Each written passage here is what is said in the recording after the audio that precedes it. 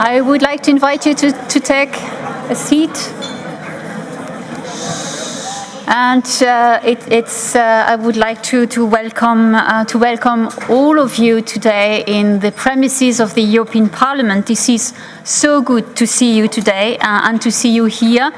And thanks for having replied so numerously to our call. I think this is very impressive.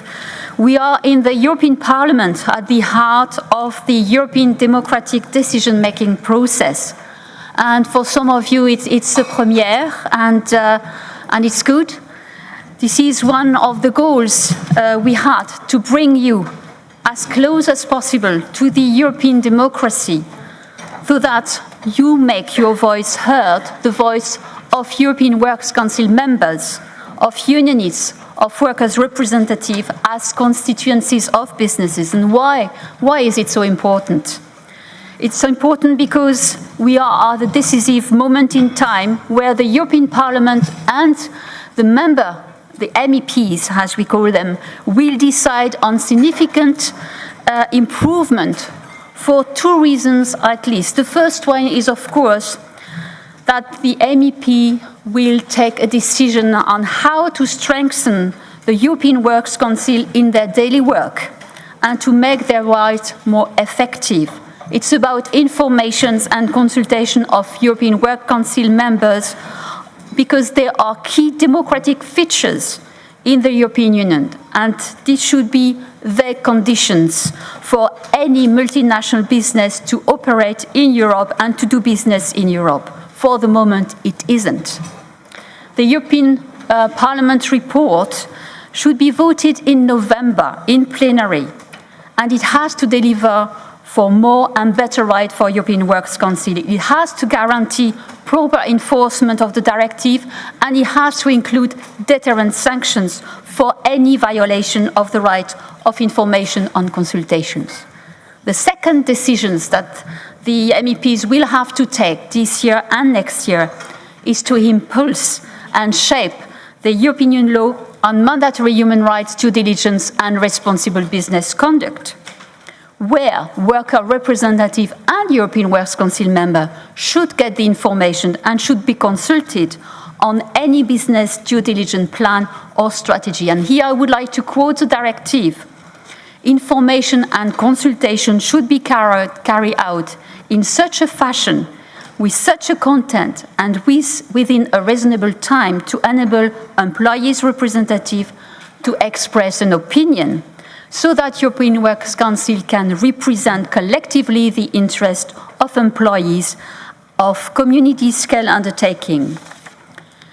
In particular, in situation and probable trend of employment, investment, substantial changes concerning organizations, introduction of new working method and productions processes, transfer up to collective redundancy.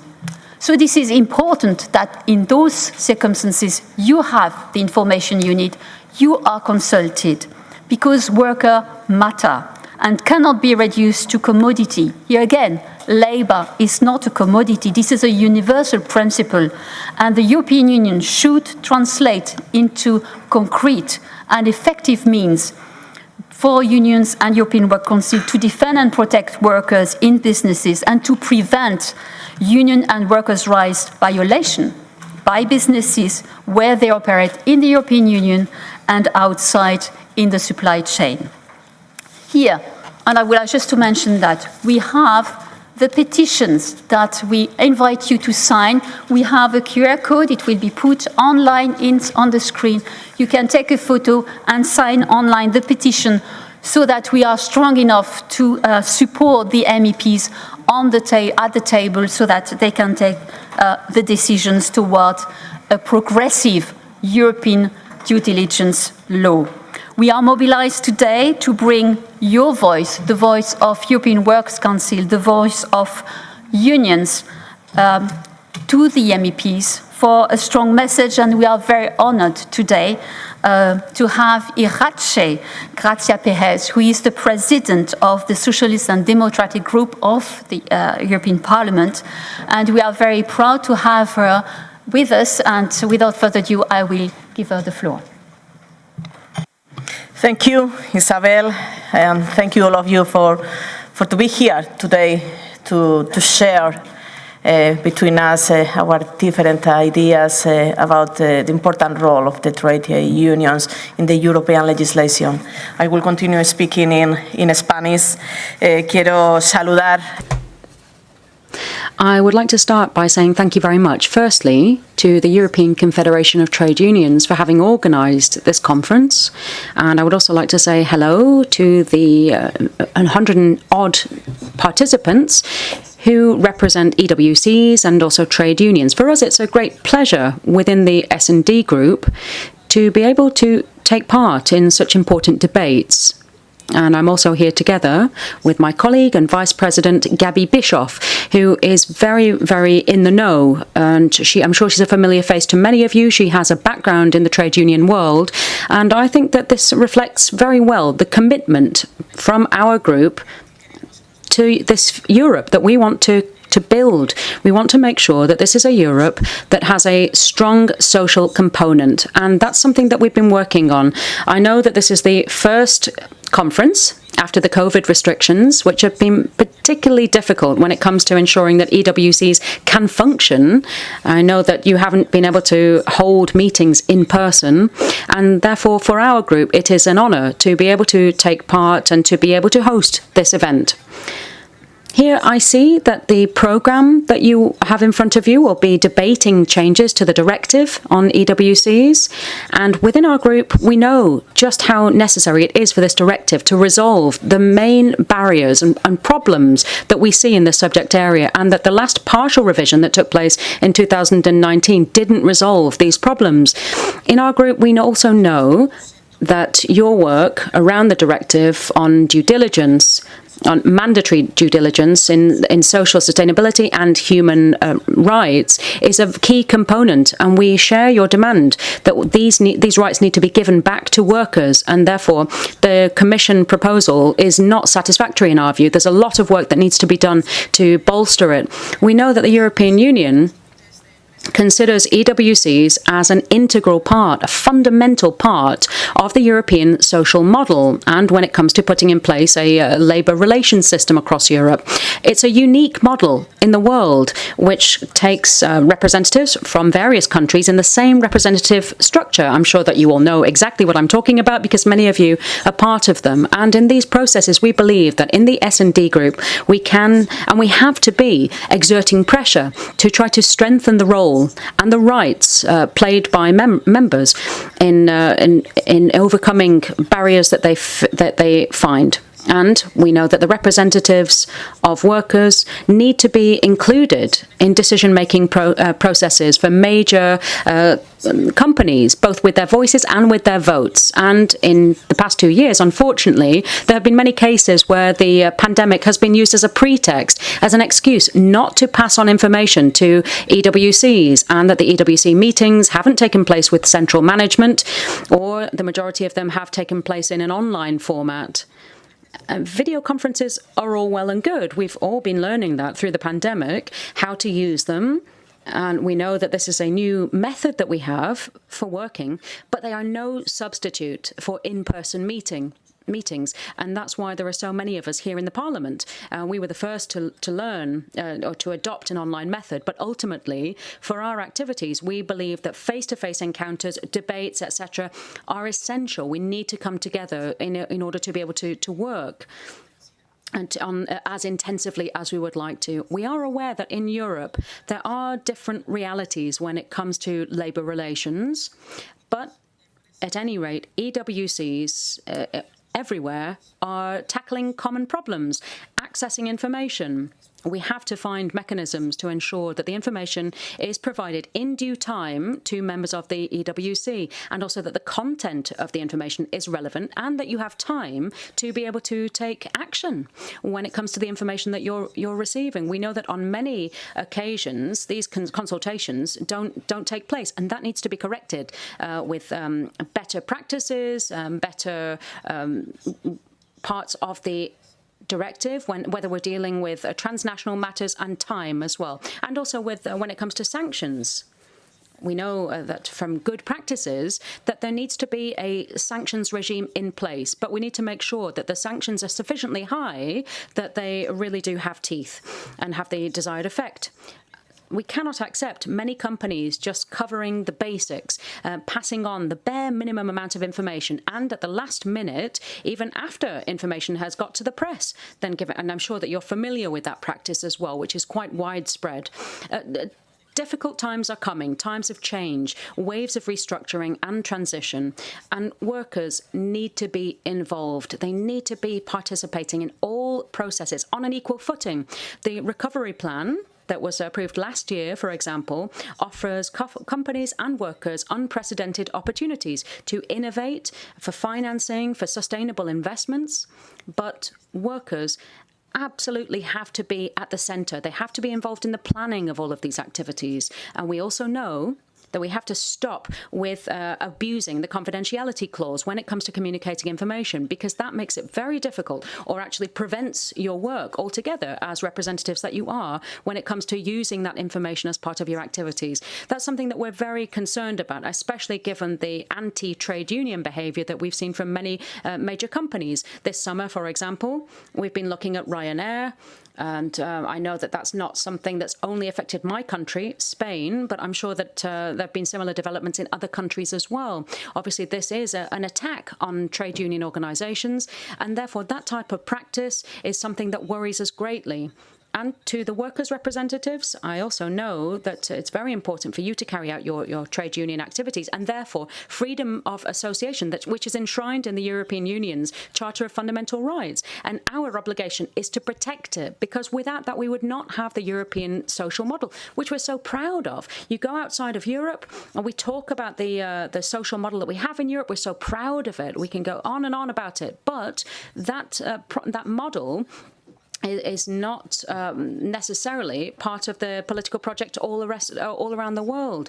We think that these rights, once they are there, they're there to stay. But no, we have to look after them every single day, because unfortunately, as we're seeing many of them worsening on a range of fronts, and we need to be extremely cautious about that. We also share with you the calls to include workers in other structures in companies as well.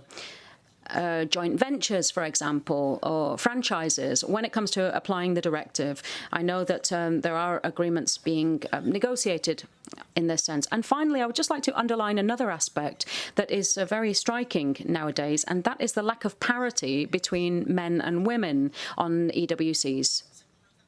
According to data from the ETUC, at the moment, only 15.4% of members of European Works Councils are women. Obviously, this is something that needs to change, and that's what we're asking for. We're calling for change in all walks of life, in politics, trade unions, the world of work, boards, etc., in companies. This is a reality, and that it needs to change. And this is where you also have an important role to play as well. I know that you have your work cut out for you, and we want to work hand in hand to be able to improve the legislation in place and to ensure that all of these points make their way into the final text. Our group will do so. You have my commitment. You have my pledge from all of us, all of my colleagues who've been working on these negotiations. Let's see whether we can get there and obtain the majority in the European Parliament that we need, which is never easy. And finally, I would also like to say something to you about another topic that you'll be dealing here during this conference, and that is the directive on due diligence, on sustainability and also human rights. The concept of due diligence is about changing business-like conduct. It's about companies identifying, evaluating and remedying the impact of their activities that they might have on human rights, on the environment, and also good governance. For our group, there are some fundamental aspects here. And so this is something that we've tried to raise in recent debates here in the Parliament. The directive has to include workers' rights, so the right to association, the right to collective bargaining, the right to health and safety in the workplace, social protection. There has to be due diligence in place on a binding basis, which covers all of the company's activities and also governs commercial activities as well, including supply chains. Also, we defend national labour inspections taking place. and giving the relevant authorities the power to carry out their work. We see that major companies, unfortunately, aren't doing this on a voluntary basis. We've tried to make sure that it was voluntary, but obviously it's not working. And that's why this directive is so necessary. The European Commission needs to speed up its legal initiative so that there can be an introduction in the European market of products that we can ban products that are the product of indecent working conditions or child labour. And this is something that we've been working hard on with in Latin America. We've been in Brazil, for example, and we've had the opportunity to hold meetings with trade unions, with indigenous communities, environmental groups as well. And for them, this topic is vital. It's vital for them. It's vital for us too. Because the reality that they are seeing in various parts of the world, we have the example of what's happened in Brazil in recent years under the Bolsonaro government, that tells us that we need to have legislation in this area so that we can prevent this reality that millions of people, millions of workers, vulnerable people and families are suffering from in this situation. The initiative that has been promoted by the European Commission promotes an integral policy, promoting itself as a global leader to uphold decent work. However, we need a more ambitious agenda, and that's what we're going to do. We want to see an acceleration and get as much work done as possible. In the Parliament, we have a number of colleagues represented on different committees, but they're heavily involved in the work going on that directive. And of course, you have the commitment from the S&D group in this sense. I hope that this conference will be useful for you. We will be paying very close attention indeed. I'm going to have to apologise and absent myself. I have a whole host of meetings to attend and work to do in my office. But as I started out by saying, the relationship that we have as the S&D group with the ETUC is a strong one. Very intense cooperation, very good levels of coordination. And I simply would like to say thank you very much to each and every one of you for the support that you've given us. You've assisted us on many occasions in giving real content to the principles and the ideas that we have. And ultimately, together, we will manage to make it a reality. Having your presence here today is a clear sign of commitment, of the fact that you're on it, you're working on it, and we are very well aware of that. We know it's not easy.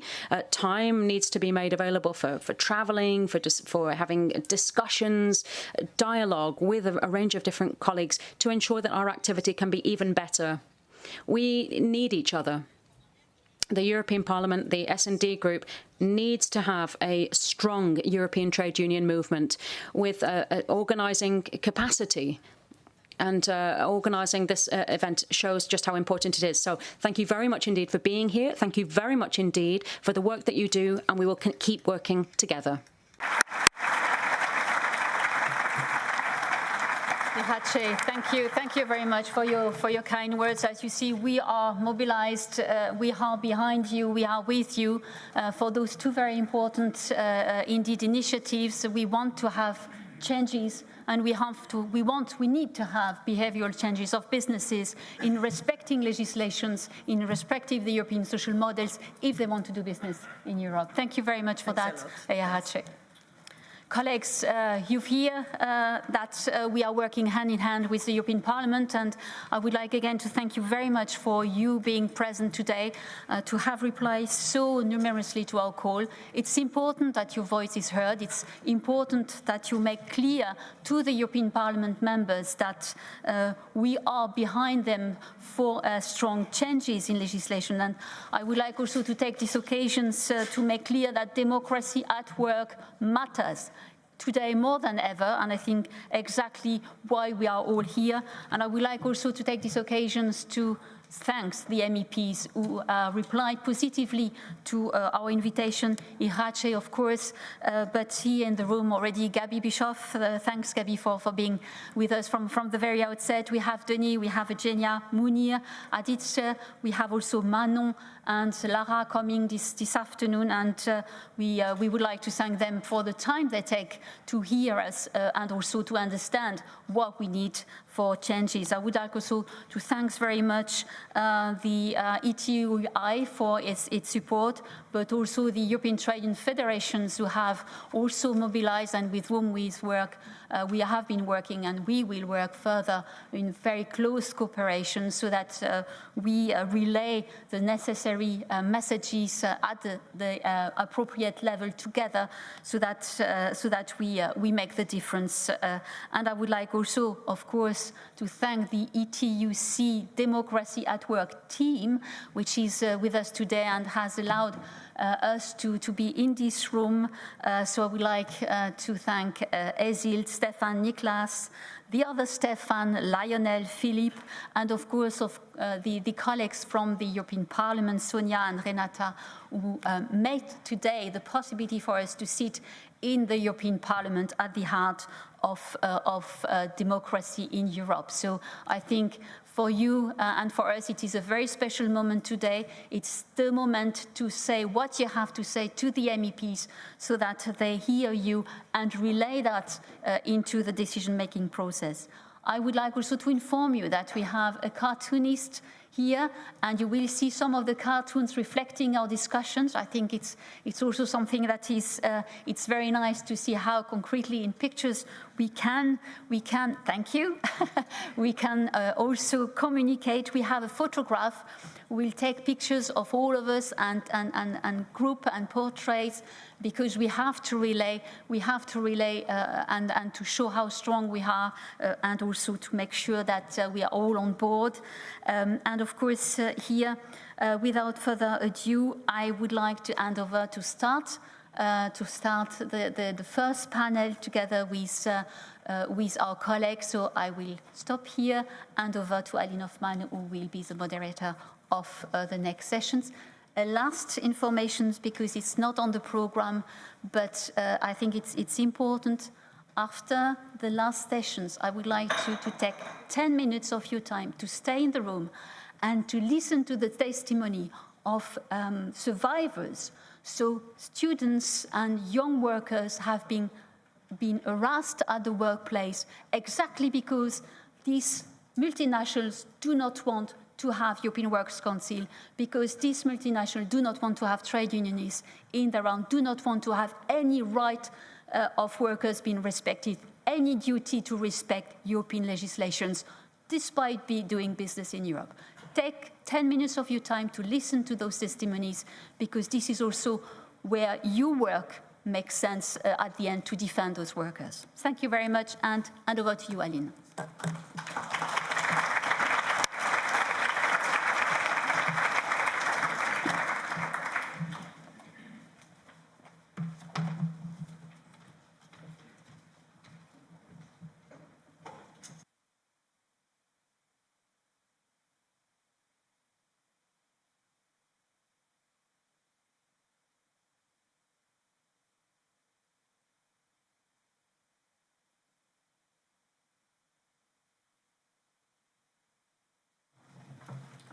Good morning, everyone. My name is Aline Hoffmann. I have the pleasure to moderate this panel. I'm not alone anymore. Very good. Nice to see you. We're expecting Dennis Radke to join us as well. So until then, I'll introduce myself. As I said, my name is Aline Hoffmann. I work at the European Trade Union Institute. In my former life, I worked with European Works Councils at the German Metal Workers Union, IG Metall. So this subject is one that's very close to my heart. I've been working on it for years, and I'm delighted that Isabel Schömann asked me to moderate this panel with members of the European Parliament that I'm sure will be absolutely instrumental in getting a really strong report out of the European Parliament that will support the demands that have already been listed.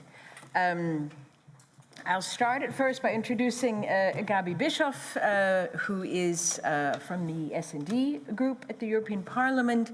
And next to me is Eugenia Rodriguez-Palop from the left group. We're still expecting Munir Satouri from the Greens. Unfortunately, the colleague from Renew, Tijde Alieva-Veli, had to cancel at the last minute last night. She had an urgent other matter that she had to attend to. So unfortunately, she could not be here. I had a few questions planned for her, and I might actually pose them to the other members of the panel to sort of see if we can bring some of those other perspectives into the debate as well. We also have three practitioners that are here with us today that have kindly agreed to share a bit their experiences about specific topics. We have Carole Bournet from the EWC at Generali in the finance sector. We have Jonathan Hayward. Where are you sitting, Jonathan? Make yourself known. There he is, with two hands. Thank you. Jonathan Hayward, who is the co-chair of the Company Policy Committee at Industrial, European Trade Union, also a former colleague of mine. Delighted to see you again in this context, Jonathan. He works for Unite Union in the UK. And finally, we have Harald Wiedenhofer. Where are you? There you are. Lovely. Haven't seen you in years. Pleasure to see you again. Harald was the former General Secretary of the European EFAT, so the Food and Agricultural Workers Union, and is the EWC advisor for Philip Morris? Yes, for Philip Morris. So we have three different perspectives that we thought we'd bring into this whole debate, and I've posed the challenge to the members of the European Parliament to respond directly to the concerns that they raise. So we've somewhat organized the topics we will be talking about.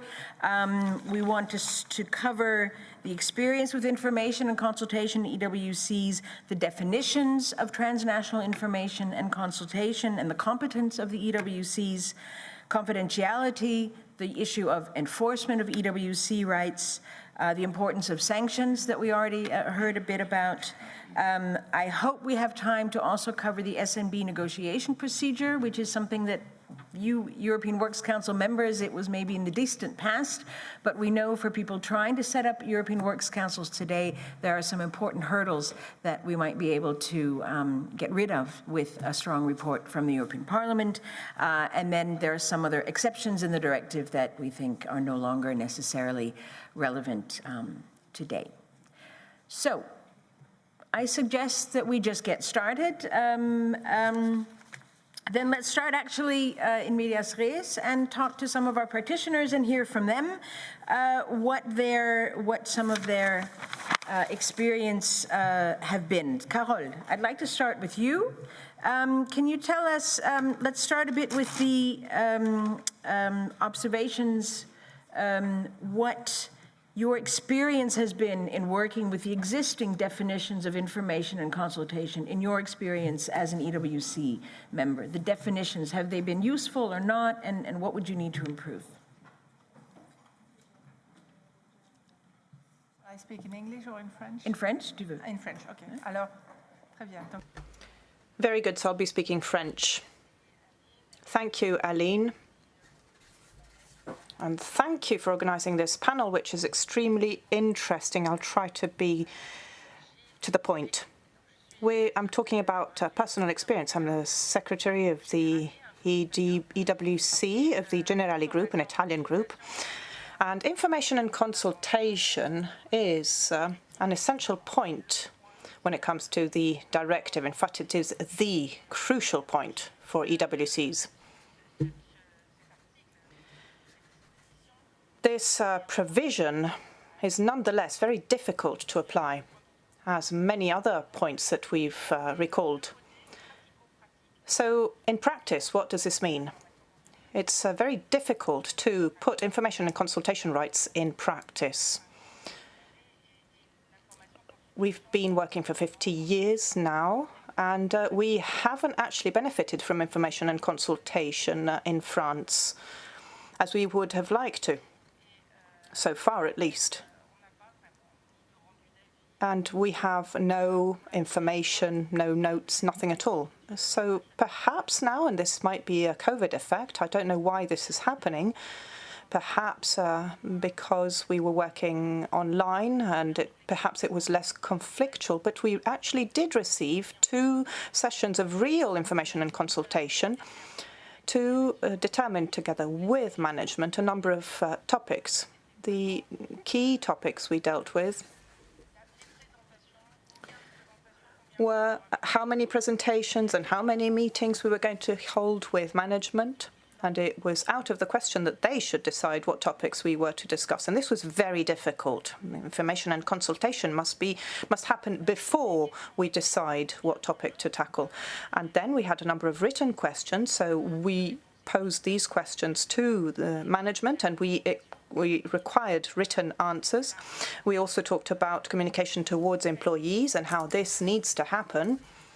Is it both parties or just unilateral? So this needs to be agreed upon as well. And then finally, very concretely, their opinion and the fact of writing down our opinion about a number of matters. And I needed to call upon some experts so that we could set up a structure, a draft that we used for both. So some considerations, some thoughts, and some answers. So this is what we outlined. But it's true that in the implementation and in the text, there's no detail with regard to this. This is what is missing. And I hope this will be filled in. You were basically left to your own devices in your EWC to develop a workable definition that satisfied your needs because the directive wasn't clear enough. Harald Wiedenhofer, can you give us some experience about consultation in particular in your sector? Has it always been clear what consultation is about and what it's for in your experience? Yes, thank you. Thank you, Chair. Thank you for giving me the opportunity really to join you here and to share some experiences. Well, if I'm asked what are the biggest challenge, the biggest problem we are facing, so then from my point of view, it is the different understanding of consultation, information on consultation between the social partner. Quite often the employer think if they give information followed up by information and question and answer session, so they believe that this is consultation, and from my point of view, this is not. So what we really need is more clarity about the question what consultation is about. There are a lot of questions. I want to raise 3 questions which are important from my point of view. The first question is, I can make it brief, when does it start? When does a consultation start? But because quite often the employee reps do not even know that management has already started consultation because it's not really marked. So that is why the first step is really to mark this item on the agenda of a European Works Council session as a consultation. The second question is, what is the aim of consultation? And I think the entire European Works Council directive is missing a response, because the aim of consultation is not a dialogue or exchange of view. The aim of a consultation is, from my point of view, to care about the people concerned by company decisions. So let me quote one other European directive. And this directive says, the employer shall begin consultations with the workers' representatives in good time with a view, and I think that's the key, with a view to reaching an agreement.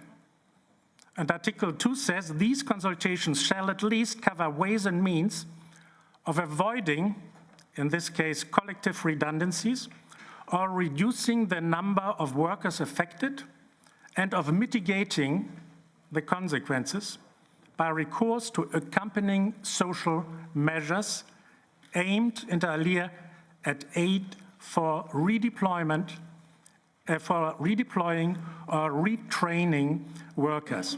So this is a quote from the European Directive on Mass Redundancy. And as far as I know, that's not the only European directive which provides for this kind of aim. So that at the end of the day, it's not a dialogue, but the aim of the consultation is mitigating negative impacts for people who are concerned by the company decision. I think that's really a key point, and the directive doesn't say anything about this aim. The third question, when does it end? the consultation process, and it ends when this aim has been achieved. So I think it's very clear from my point of view. And important is in this connection that consultation process, that we do not face two different consultation process on two different levels, on European and national level. So we consider it as one consultation process on two different levels. So that's, by the way, the practice we have in Philip Morris since many years. And it works very well. It works very well. Consultation processes are aimed at really taking care of the people who are concerned. Actually, we are not asking for more rights when we talk about this, but we talk about a clarification which promotes common understanding between the social partner, which also helps to reduce disputes and conflicts, and which will also facilitate the employer to carry out a meaningful consultation more properly. Thank you. Thank you very much, Harald. I think you've raised a number of important points about how one could clarify the consultation. I think there's a lot of scope to discuss the role of European Works Councils also as a way of linking up information consultation at the national level, and that feeds in a bit to what you said. I'm very glad to report that my panel is now complete. Very warm welcome to Dennis Radke. Dennis Radke is the rapporteur of the report about approving the European Works Council's Directive. I'd also like to welcome Munir Satouri. Thank you very much for coming. I understand you had a bit of a challenge this morning. I'm especially grateful that you were able to join us today. Very, very happy. Thank you very much. So, Dennis, we've heard a bit from the perspective of an EWC member in the financial sector, from Carole Bournet and from Harald Wiedenhofer about information consultation. But to sort of kick off all the topics that we will be talking about today, can you briefly introduce your report and tell us what did you hope to achieve with it? How far are you in achieving that? And yes, what you were trying to achieve with the report as a basis for the rest of our discussions.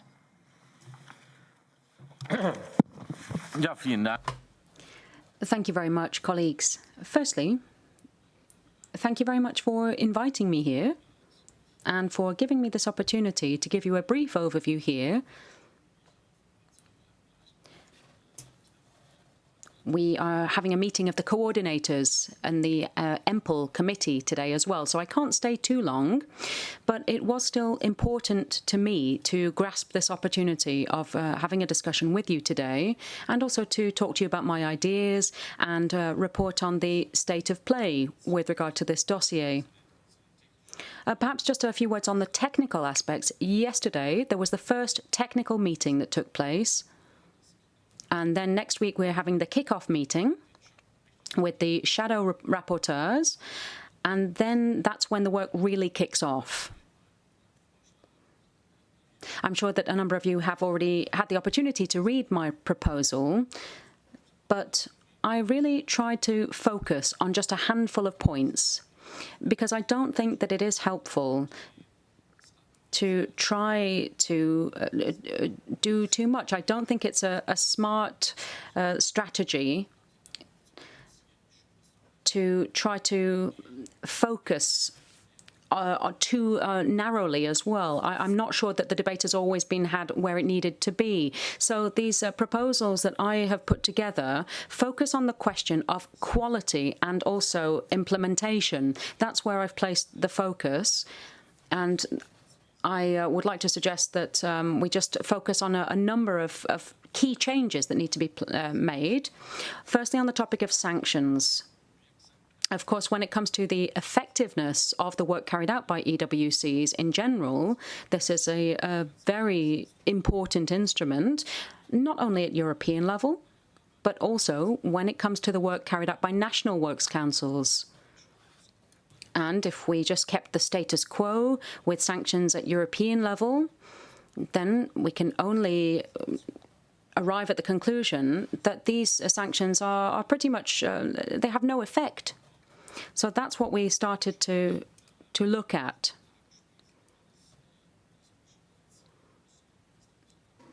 I'm sure that the average sanctions are not really sufficiently dissuasive. So that needs to see changes made. Otherwise, we wouldn't really be able to have any meaningful changes. And so I gave some thought. Of course, you can think yourselves what the appropriate financial penalties would be. Of course, you could also try to thrash out some different financial penalties. I didn't simply want to see a copy-paste of some penalties that we already have in place. But, for example, if you take the violation of data protection law and look at the financial sanctions there, that's very interesting. Many employers have been contacting me in recent weeks about my proposal here, about having a framework for financial penalties. And so my question was, why are there so many infringements of data protection, etc.? And also, when it comes to co-determination, there's pretty much no penalties, and there's no reason for that to be the case. That's why I believe that the adaptation of this financial penalty framework is very urgent.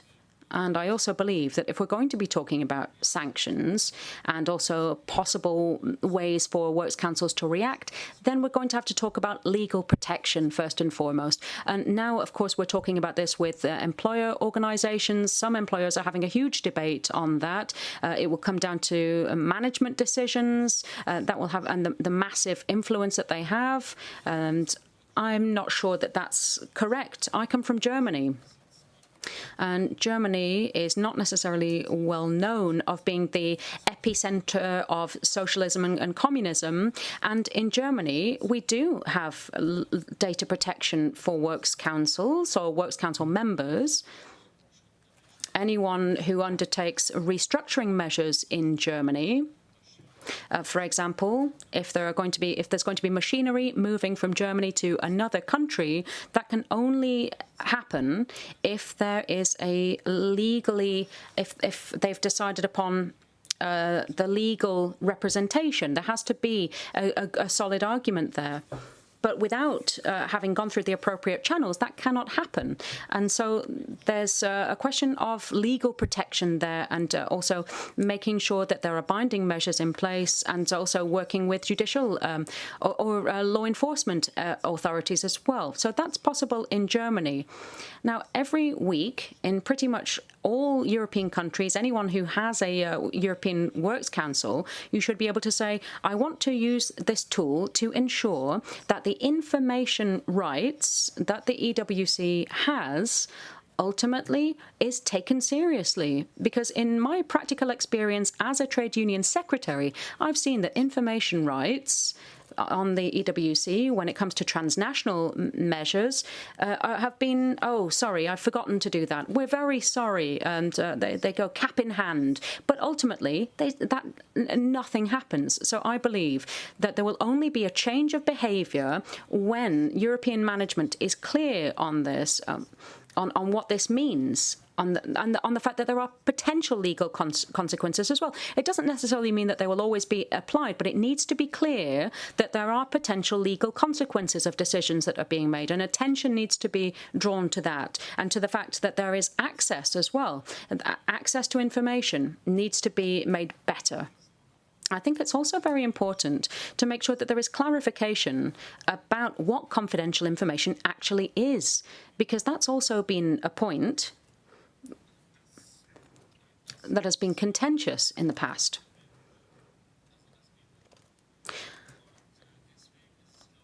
I believe that it is clever to make sure that there is appropriate clarification on this.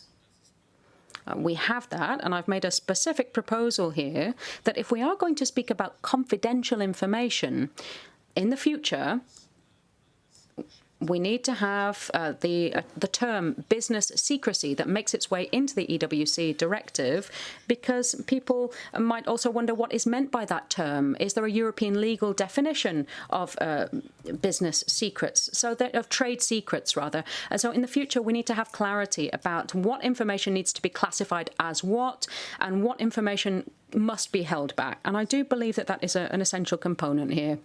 Furthermore, We need to have greater clarity when it comes to what a transnational measure actually is. Based on my understanding, a transnational measure is not only, for example, if we're in member state X, Y, and Z, where restructuring measures are announced, because that's the status quo. But of course, that is a transnational measure. If I am in member state X and I want to carry out restructuring there, for example, if I want to stop production there, then that has a knock-on effect, for example, on a shared services centre that might be located in a different member state.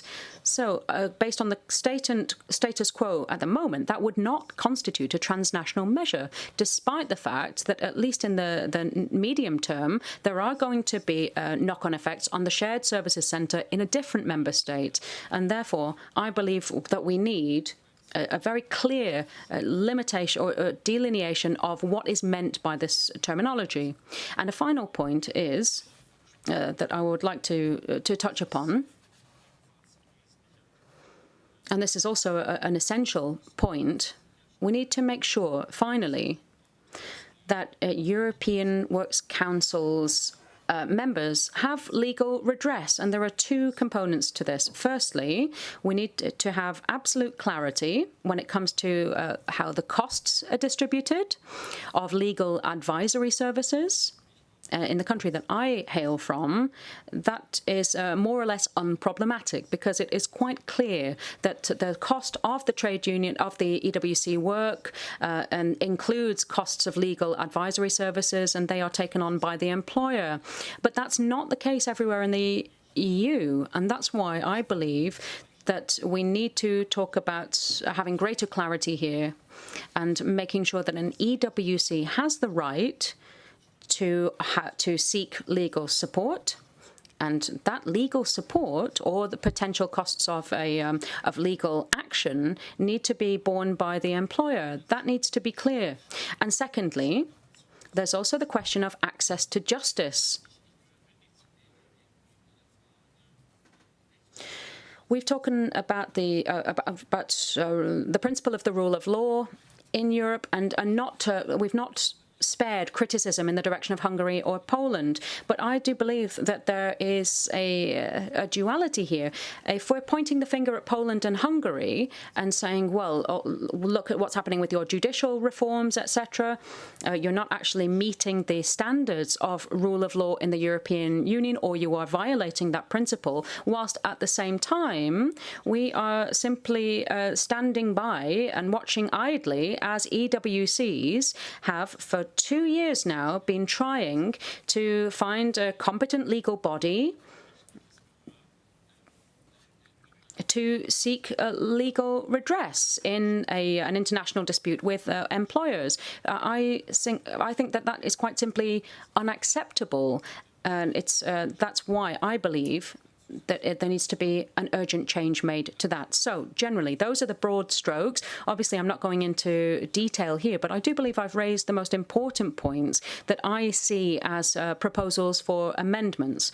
Obviously, now it comes down to negotiating with the other political bodies, political groups, and I'm sure that there will be a lot of discussion. But by way of conclusion, I would just like to say that the companies that we're talking about that have EWCs, here, we're not talking about small companies. We're talking about multi-billion European companies, stock listed, etc., with activities all across the globe. We're not talking about a small company with 20 people. So what we want are better rules to play by, to stick to. That is what I'm advocating for. And of course, I will be supporting those changes. Thank you very much. Dennis?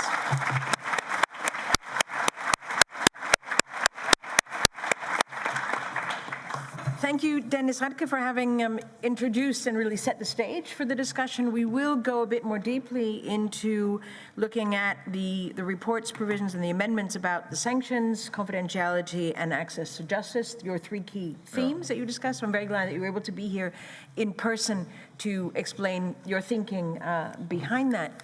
I'd like to now give the floor to Gabby Bischoff, You and your colleagues from the S&D group have put forward a number of amendments on certain issues. You've heard what Dennis Radke intended to achieve with the report, and we've heard a bit what some of the real problems are. Before we go deeper into individual issues, can you tell us are there one or two key things that you think need to be strengthened or changed in the report that Dennis Radke has put forward? Thank you very much, and it's a pleasure to see you all here in the European House of Democracy, and I think it's very, very appropriate that you, as representatives of democracy at work, are here in this house to meet and discuss with us. And I think a very important proposal that we are working on, where Dennis Radke is rapporteur, how do we give you better instruments at hand to do your job? And I think it was a long way also we discussed, and I look at Harald Wiedenhofer, I don't know for how many years we are now discussing this. And we still are not there to have clarity in the European institutions of what we need. And on one hand, I think you as experts refer to, on one hand, that we have identified problems that can be tackled by sort of a better, clearer implementation of the directive, but there are also issues where we are convinced that we need to change and adapt the existing directive. And this is what we are trying to do. I also, and I worked here closely with Dennis Radke, did a report how to strengthen and make it more coherent to have information, consultation, and participation rights in Europe, and to improve the tools for European directive is one, for European Works Council is one key element of it.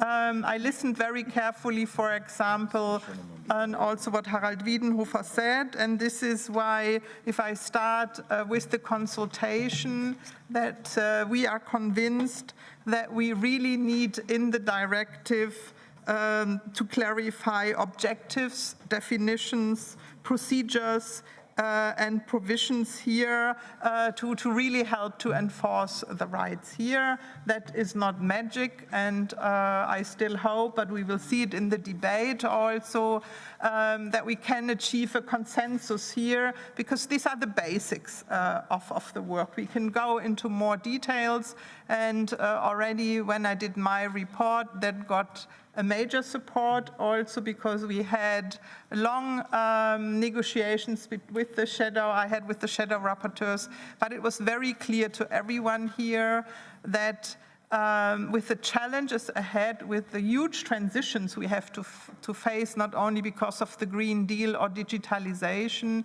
that we really need to reinforce the rights of workers' directive. I don't know if we will go, I think, more in detail later on other issues that are in the report. So I think it's a very good report, but as every report, I think it can be even better. And this is also why it is so good to have your practical insights and experience, because this will help us in the process also to convince everyone about down to earth, but I agree with the general approach. This report is not about a Christmas tree, what we ever wanted to wish for European Works Council. I think we all could do that very easily, but to focus really on the key elements that needs to be changed, and there also to find the necessary majorities in this House, but also then in the Council. Thank you. Thank you very much, Gabi. I would next like to ask Eugenia Rodriguez-Palop what the amendments that you put forward and members of your group have put forward, is there a certain theme in them? Is there a strategy that you're pursuing to make information consultation more meaningful? Or how did you seek to strengthen the report that Dennis Radke has put forward? Well, first of all, thank you very much for inviting me.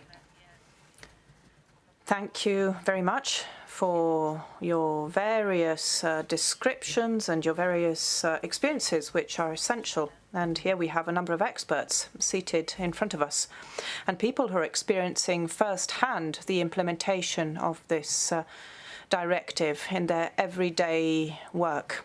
So it's extremely interesting to listen to them. What has been highlighted today so far is that the juridical framework of this directive shows a number of failings, which have been showcased by the rapporteur. And this is confirmed by the studies that have been carried out, including the services of the Parliament. This directive has been implemented for 25 years, has been reformed 10 years ago, and is not sufficiently effective. We could even say that it's inefficient.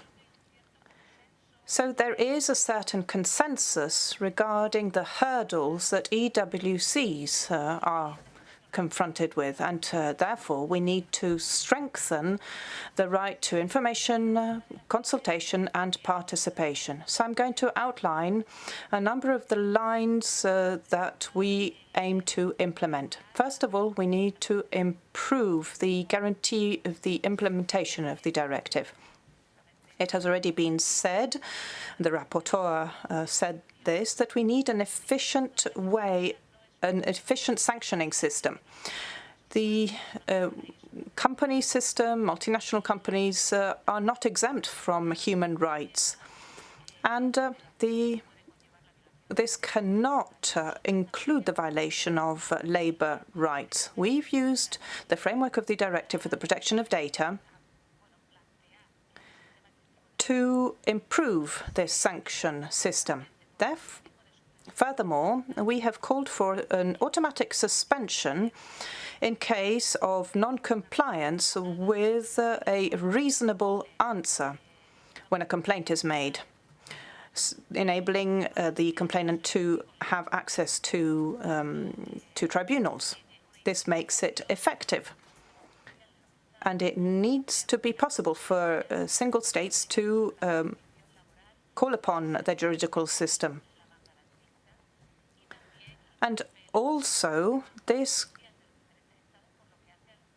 gives responsibility to the juridical system of each country. Secondly, we wish to strengthen the extent and the breadth of the right to information and consultation by strengthening the concept of transnationality, which must be used to apply the directive and not to elude its application, as some companies have done, by defining, better defining the concept of confidentiality, by including and calling upon experts in the EWC to improve its efficiency and improving the coordination of the various levels of coordination. We believe that by using these various elements and these various tools, we can strengthen the scope of the right of information and consultation. We also believe that we should improve the overall juridical system to increase the effectiveness of these rights by putting an end to the different juridical systems and the discrepancies between one and the other juridical systems that applies to the various EWCs and the various EWC types. And we believe that this doesn't guarantee any form of juridical and legal security. I think we have a very good diagnosis here. This is what you have done. You've conducted a very thorough analysis, the trade unions and the workers. What is missing is the political will of the people who we are representing as MEPs. We need to work on this willingness to improve labour rights. And there's been a certain reluctance for a number of years. This directive has taken years to reform, but it appears that now there is a clear intention to delay the revision of this directive, and there's been a lot of talk about harmonising its implementation. But again, we need to look at this reluctance. There is, however, a study conducted by the Parliament that has made it very clear that improving labour conditions means improving democracy in the single member states. Without democracy at work, there isn't democracy in the member states. Therefore, this is a requirement not only in the world of work, but it also applies to all of us. In Spain, we are strongly committed to democracy at work. We luckily have a labour ministry that is very close to the world of workers and is fully supportive of trade unionists, including their mobilisation. And in this sense, they haven't been neutral, which has been the case in the past. We have a minister, Yolanda Díaz, who has clearly prioritised democracy at work in her mandate. And in the year to come, which will be the final year of this government, of this legislature. So we are committed, and the entire Spanish government is committed, with the Socialist Party and the left parties. We're entirely committed to democracy at work, and we hope to put pressure on the Commission so that they will finally reform this directive. Thank you.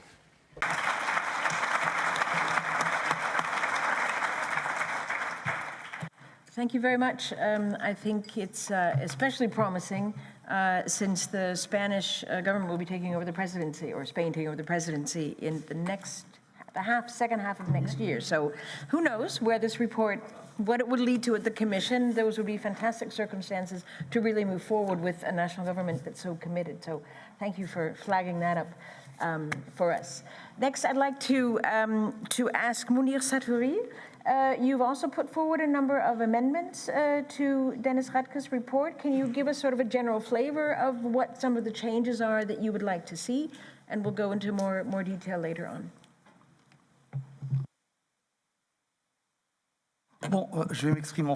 I'll be speaking in French. So I would like to say, firstly, thank you very much for inviting me. It's a pleasure to be taking part in this discussion.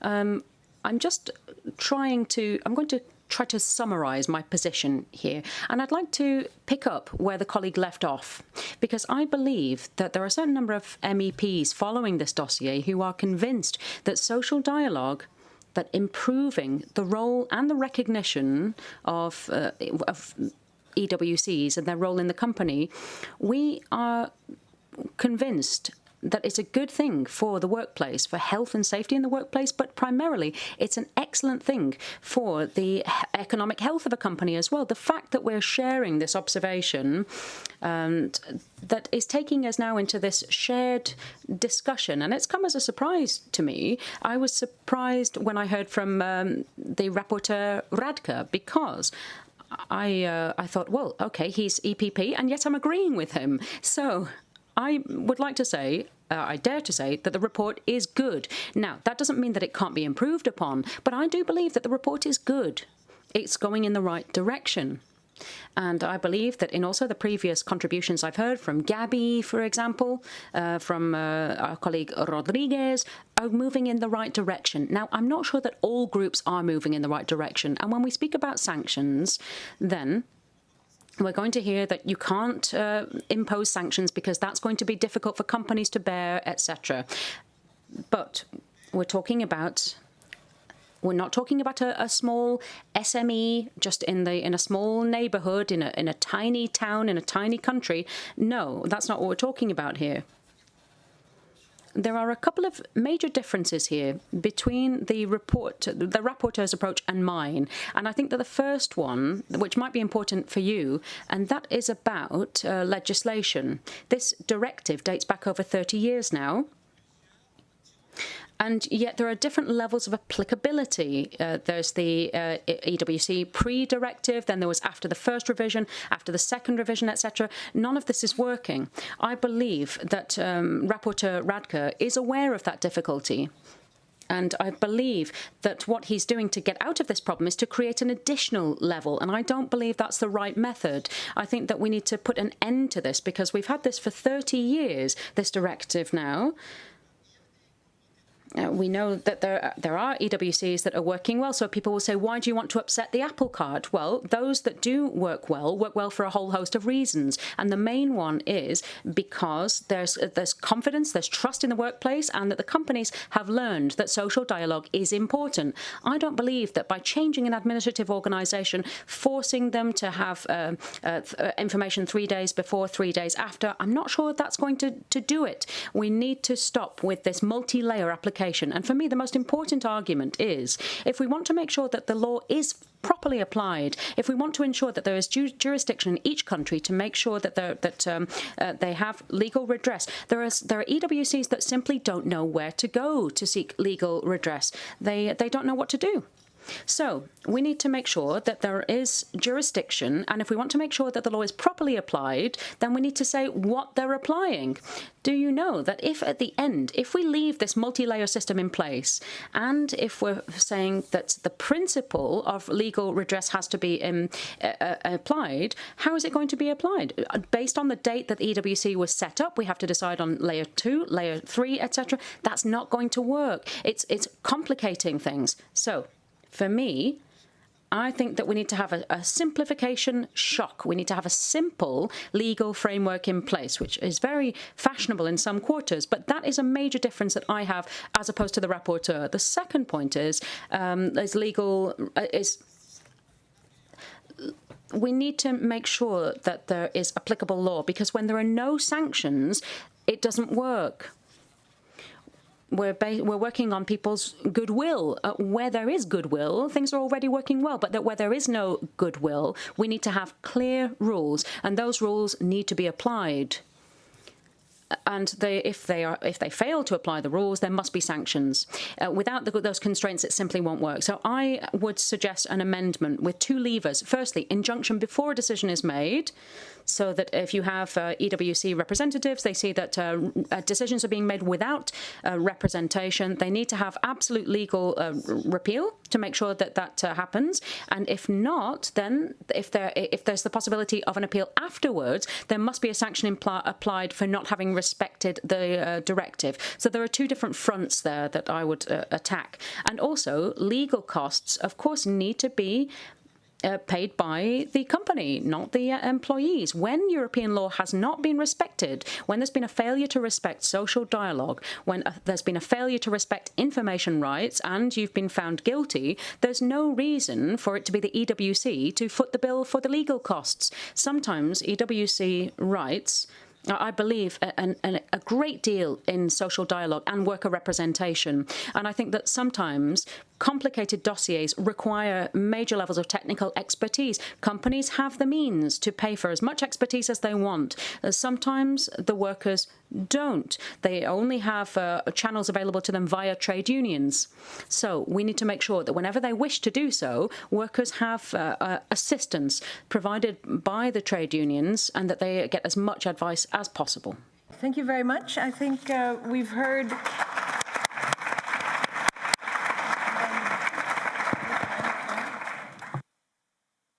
You want to add something?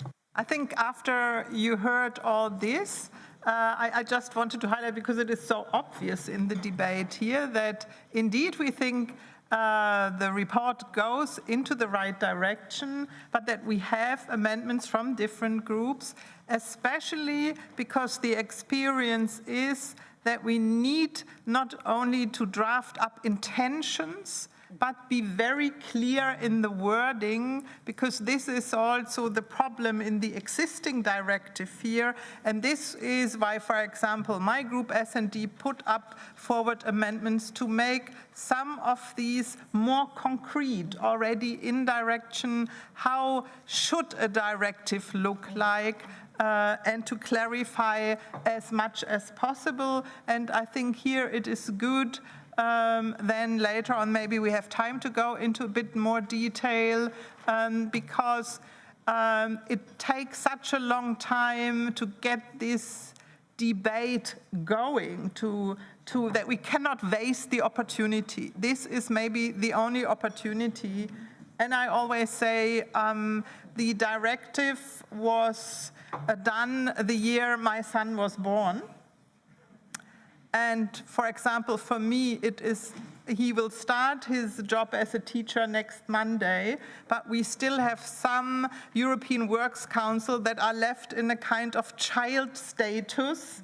The old ones, for example, where I also think this should be changed. It's not addressed yet because it is a mature, 28 years is mature, grown up, and for this you need the right tools and instruments, and we should not waste this opportunity to achieve this.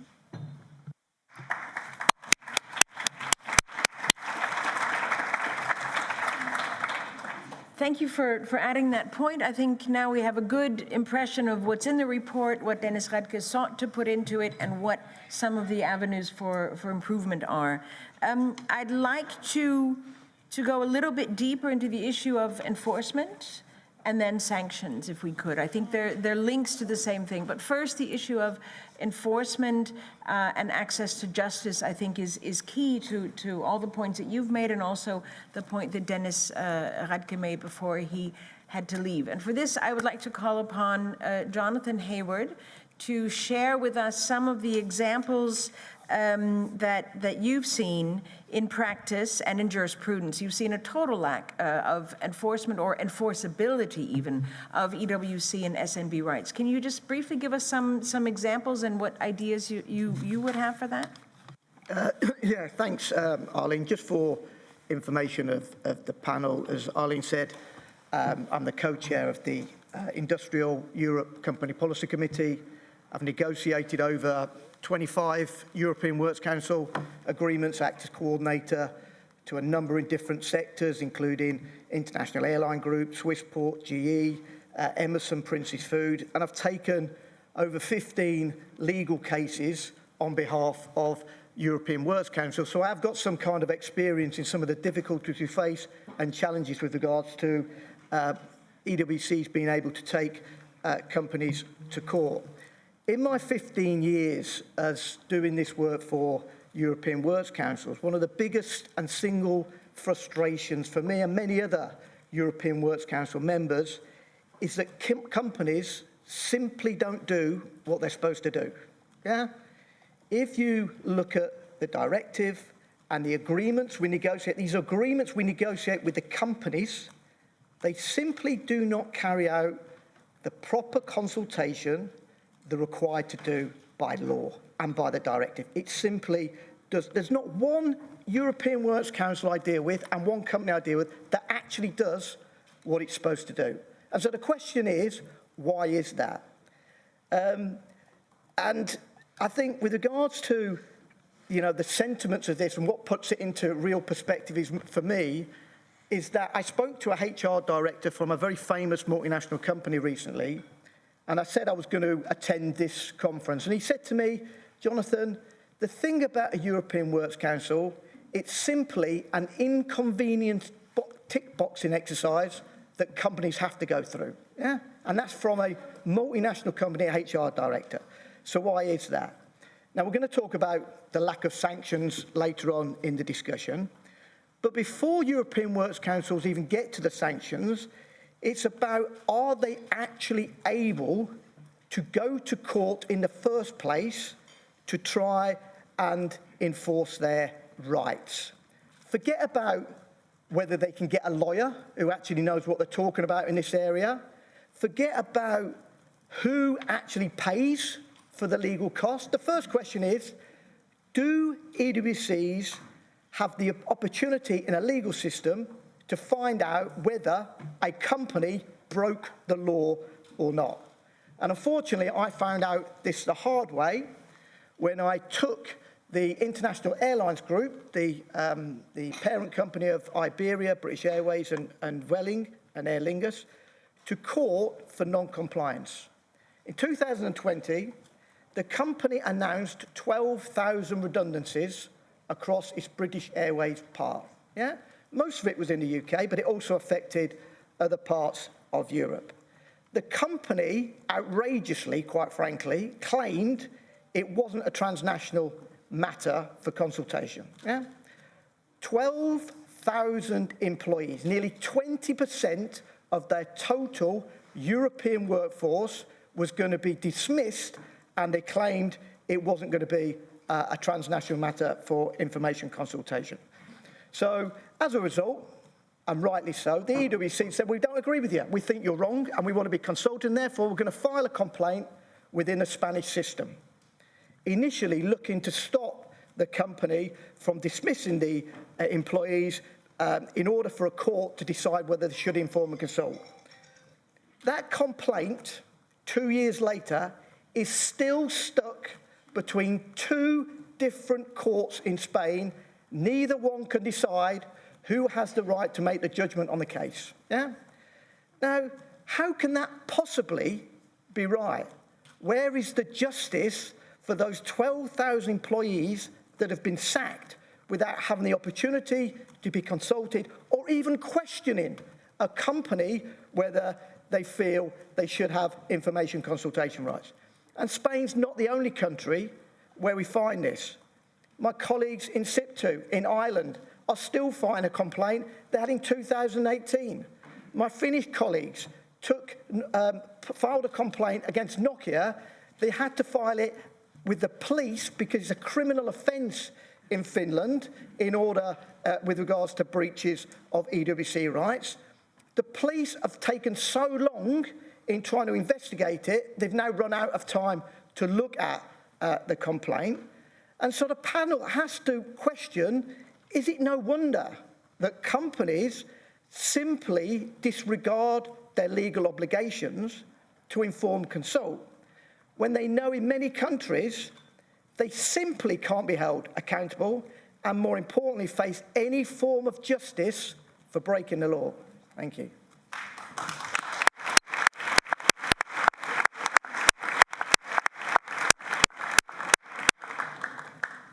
Thank you for that. I'd like to pose the next question then to Eugenia Rodriguez-Palop. This was a Spanish case. You may or may not be aware of it. But it is, as Jonathan Hayward has said, it's indicative of the problems that we have with implementation, which you also mentioned, that you said we needed to find a way to harmonize the implementation and have some kind of a unified legal approach to this. Do you have an amendment that you put forward that would achieve that? And what does that look like? How would you do that, given this European way of legislating, which is that a directive says what the countries and the member states need to do, but it leaves it up to them how to do it? How do you write into a directive that you have the goal achieved, that people actually have access to justice? Do you have an amendment on that? Can you explain that, please? Oh, I have amendments for everything, really. Well, I'm proud of my government than our judges, I have to say. And one thing I have to say, even before we make a proposal, is that we don't have a correct rule of law, and there's no access to law that is appropriate. I'm a professor of philosophy of law, that's my training, even though I'm an MEP at the moment. And part of our profession is to explain that there is no rule of law without the powers being separated, and we need a judiciary that is independent and impartial. So accessing effective judicial care is essential. This is part of democracy, and particularly democracy at work. So as I said before, we need this separation of powers.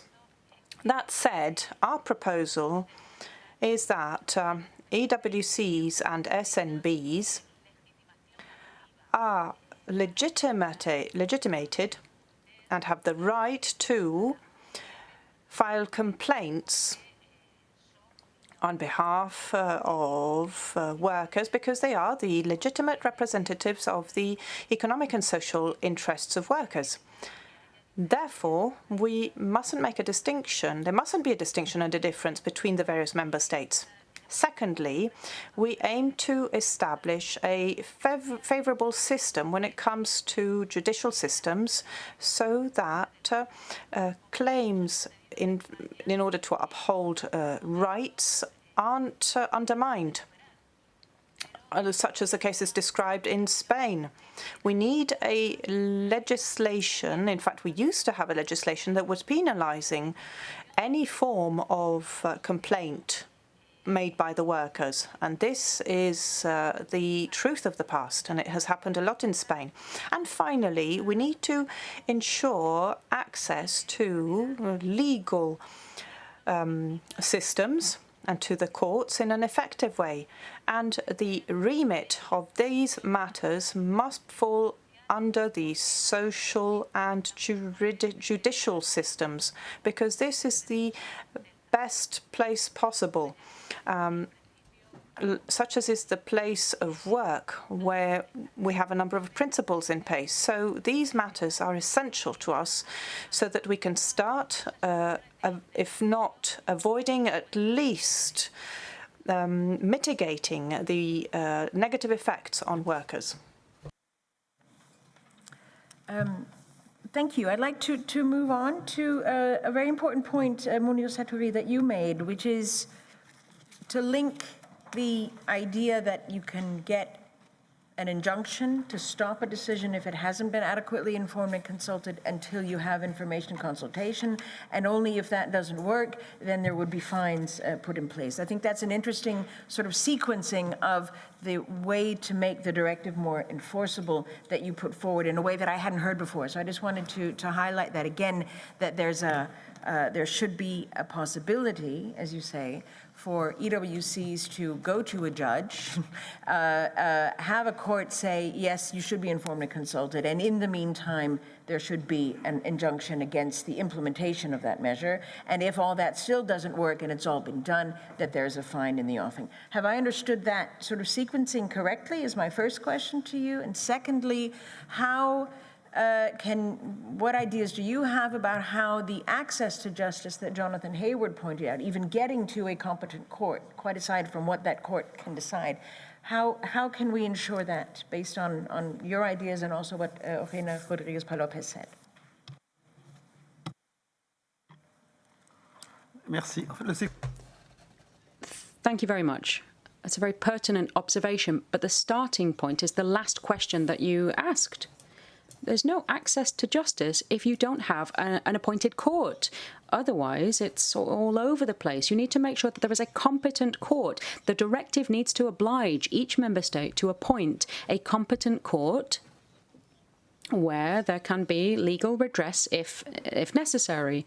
Once you have a competent court in place, then the EWCs and the negotiating groups need to have the latitude to take things to the courts. And that's the guarantee that the directive must provide. So we're faced with a twofold difficulty here. There's a difficulty in accessing justice because of the cost. There needs to be provisions in place to try to remove that obstacle to accessing justice. And this is what I've heard from first-hand accounts here, that also that there can be the timelines involved are too long. When you're talking about 12,000 jobs at stake, and then a decision is only made by the courts 5 years later, well, it's good that justice is being done, but I think that there might be some human fallout here as well. There's a human cost throughout that whole process. There are some people who take their own lives because they've lost their livelihoods, their family breaks down. We need to make sure that the workers have their individual rights upheld. When workers' individual rights are called into question, then the injunction must allow the EWC and the negotiating body to launch an emergency motion before the courts. The courts must respond and say whether the rules have been respected or not, and that needs to come quickly to avoid the failure of this respect to cause any damage. So there needs to be a competent court, there needs to be access to justice, we need to remove the obstacle posed by financial means in accessing justice, and also we need to implement an emergency procedure as well when individual workers' rights are being violated. Otherwise, we will never have effective access to justice. Thank you. I think that's an important summary of how these things are linked: access to justice, enforceability, and enforcement. Now, what about the consequences to that?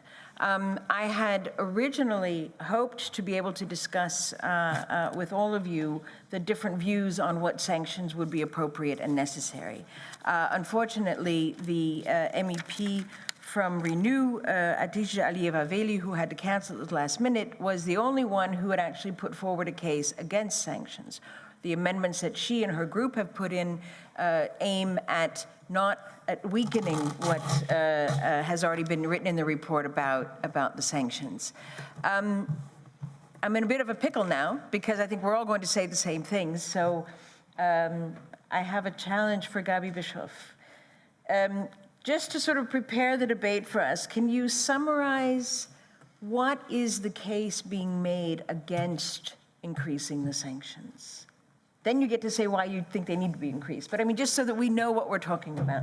I may be breaking all sorts of protocol rules of this House in asking this question, and if so, I'm sorry, and you can tell me that. But I think it's important, that we at least try and put our heads around why would any political party in the European Parliament say we don't need stronger sanctions? Can you try and spell that way of thinking out for us and then tell us why you think it's wrong? That's a lot of suggestions already for answers in a question. But let me start. I cannot answer the question for this group or for other groups. They have to do this themselves, and this will be the debate the shadow rapporteurs will do together with the rapporteur, and I hope they will come to a good conclusions. What I can see here is, I think in general in this House, and it was supported in my report, and I was just looking for the wording, is that the majority supported in my report that we need stronger sanctions. So, and I would still anticipate, my report was voted in December, that's not so long ago, that this will be also the majority position in the House. It gets more complicated when you discuss what kind of sanctions. The rapporteur did a proposal here. There are some amendments. And the question is, where will the different political groups meet? My group is very convinced that we need stronger sanctions because it is very clear, and I think all the cases you presented, and I had colleagues from SIPTU I was meeting and talking with, and many other cases, that if this is not changed, it will not change anything. Because we need this as a clear indication that it has consequences for companies if you don't comply with the existing regulation. And there are two ways how you can do it. You can either do sort of real, I mean, the regulation, the current regulation just talks about effective, dissuasive, and proportionate. To make it very clear that this has to be at a level where it hurts. Otherwise, it's not a sanction. Or the second, as discussed here, that you have severe consequences in terms of executing decisions. And we will see where we find a majority. I'm here participating in the debates because for me it's such a core issue, but I'm not the shadow rapporteur here. It's my colleague Brando Benify, but we are very clear here as S&D group. We want a solution in the end that really works. And also I hope that we have enough support here, but I also know from the report I did that there are also other voices in Renew, to put it very diplomatically in the way I can do it here, so that I still hope that we can come up here with a good report, because this is how we do politics in this House. At the end, we need a good compromise. I mean, having the greatest report and then it doesn't get a majority doesn't help, especially if we have an initiative report here where the Commission is obliged to come up with the proposal, and von der Leyen promised this when she became president of the Commission. She said, if an initiative report in this House finds a broad majority, she will come up with a legal proposal. I think we will follow this very closely, but here I think it has to be sanctions that really have an effect. For me, both is possible, but it has to be really has to have an effect. But I wanted to come back to the industry all colleague, because we also did an amendment really that takes up one important point when it's about this definition, what is transnational. And you were talking about 12,000 colleagues here, that we try to achieve in this negotiation now a definition also that is not only numeric and just says transnational is if a number of member states, but really also with a qualitative approach on the potential effects here. And I think achieving this would help a lot to make it much more difficult for companies, but also if you then follow legal procedures to have clarity here. And this is why I hope that we will have a majority also for this amendment in the end to learn the lessons from your experience and to change the legislation accordingly. Thank you very much, Gabby Bischoff. I think that's an important point that you make, and I was very glad to see that in all the amendments that you've put forward, to specify that it's not even necessarily about negative impacts, but it's about impact. If it is your business as a national level employee representative, whether it's good news or bad news, it needs to be dealt with in its transnational dimension. And that's a point you clearly made in your amendments and in yours too. So we've talked a lot about sanctions and enforceability. I think we've all seen that the MEPs have understood a lot of the issues and the problems, so thank you very much for that. Before I open up to a few questions from the floor, I do want to pick up on 2 points that I think are quite important, that are important parts of the report. The one is the issue of the Snb negotiation procedure. As I said at the beginning, everybody who is an EWC here now already has their EWC, but we know of many, many cases where the Snb negotiations were very difficult and couldn't result in an EWC, even though the directive is meant to establish just that with clear fallback rules. Mounir Satouri, you've put forward an amendment to clarify the negotiation procedure for Smbs. Can you just briefly explain what your ideas were on that, what suggestions you've made?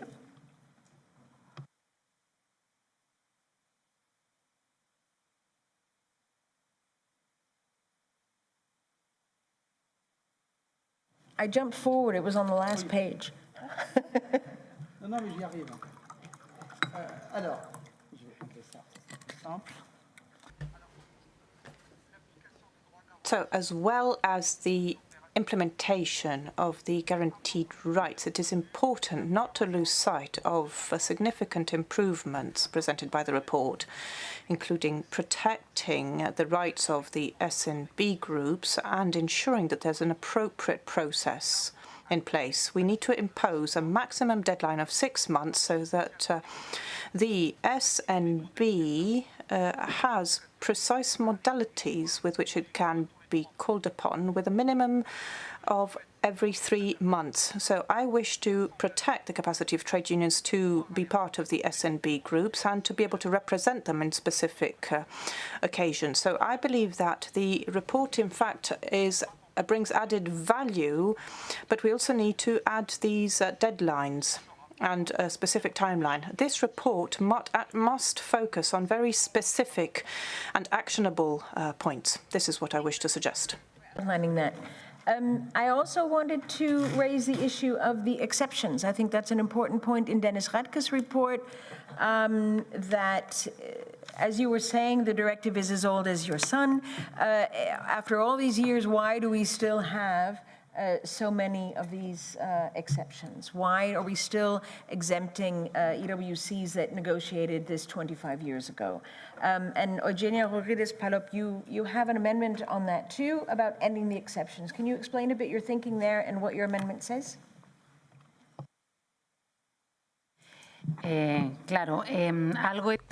Of course, something that I said at the beginning of my first contribution was, for us, it's a question of legal certainty. Ceasing to have a very complex regime and instead putting in place various legal regimes for different EWCs depending on where they were when they were set up.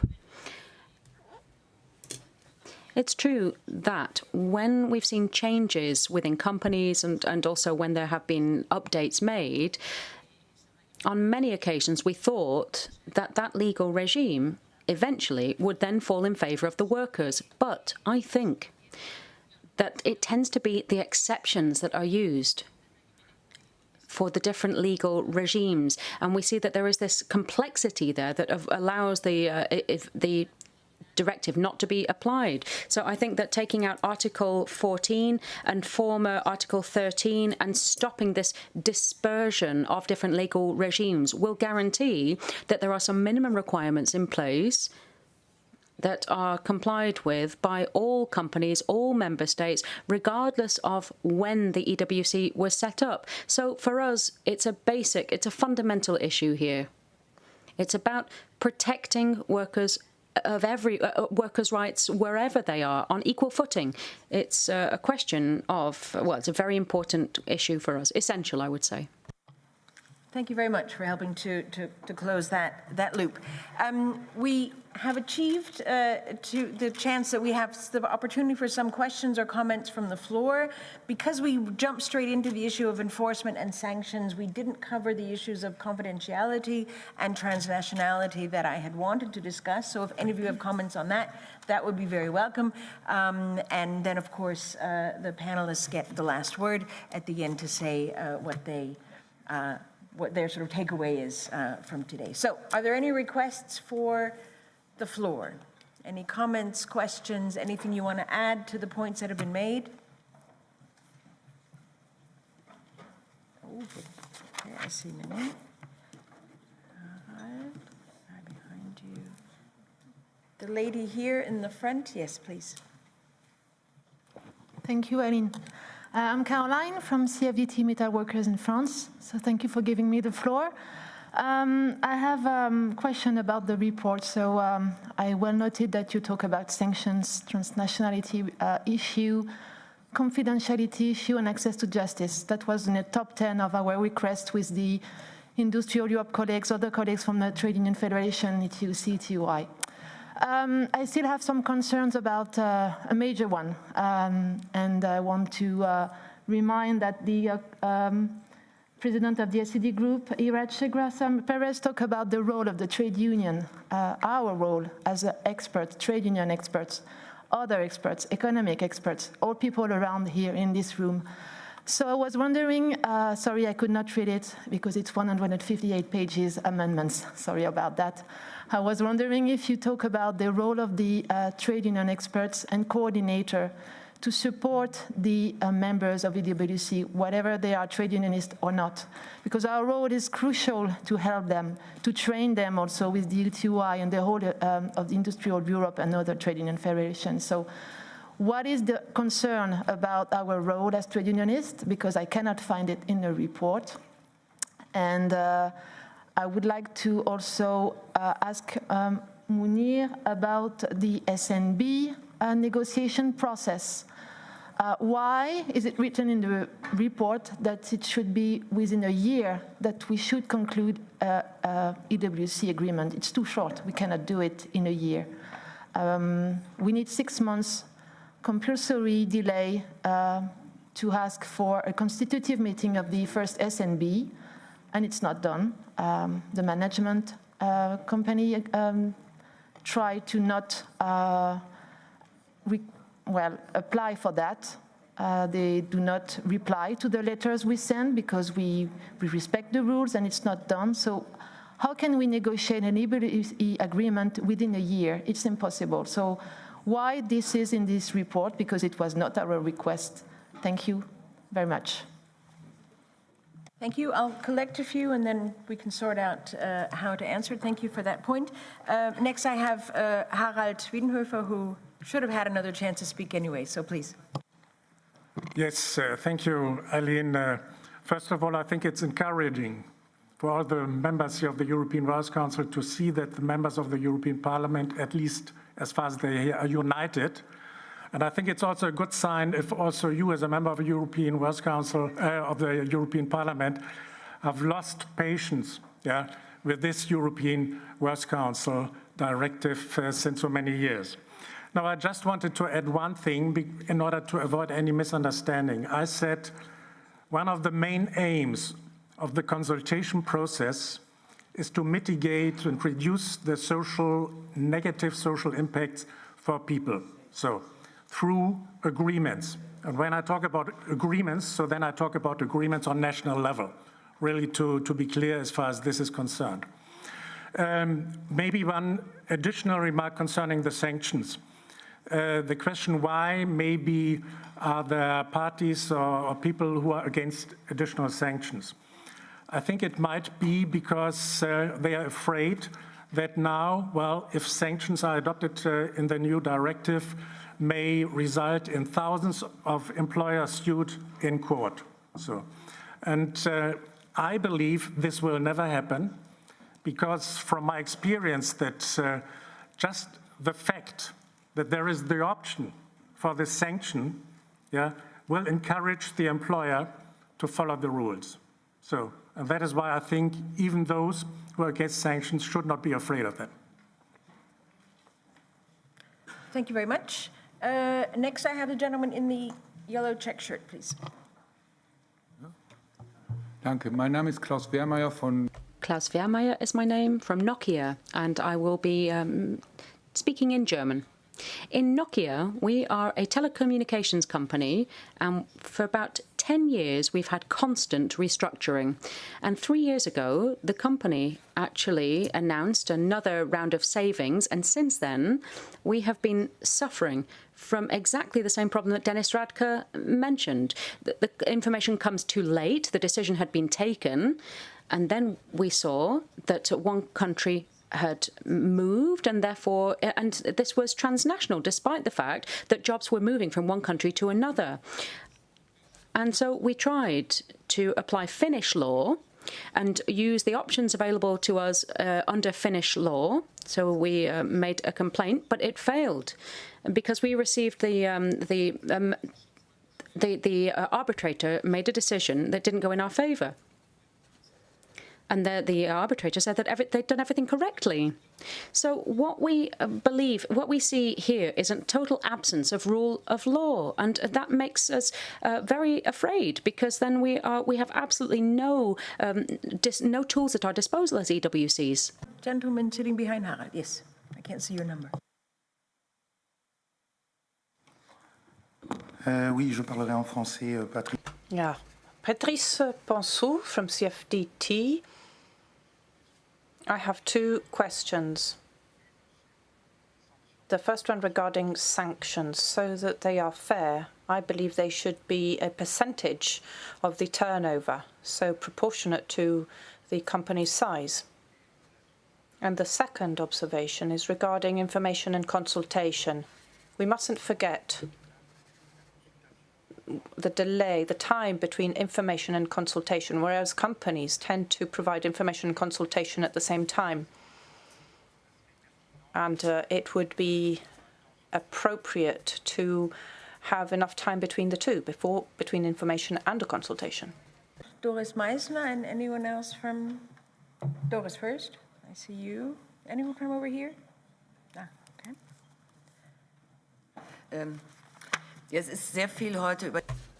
A lot has been said today about sanctions, but I just wanted to draw your attention to another issue. In the report, it says that also there is the right to injunctive relief, and that is where you have a company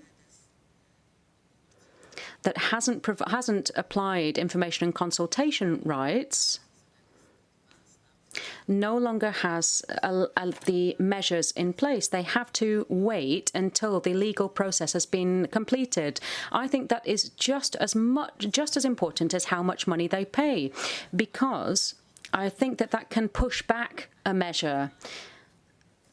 And that could also be a reason to be more cautious in their behaviour. I think that Harald Wiedenhofer had mentioned this about how much they have to pay, but I think that there are other measures as well that can make a company more cautious. Therefore, we need to make sure that there is sufficient legal protection.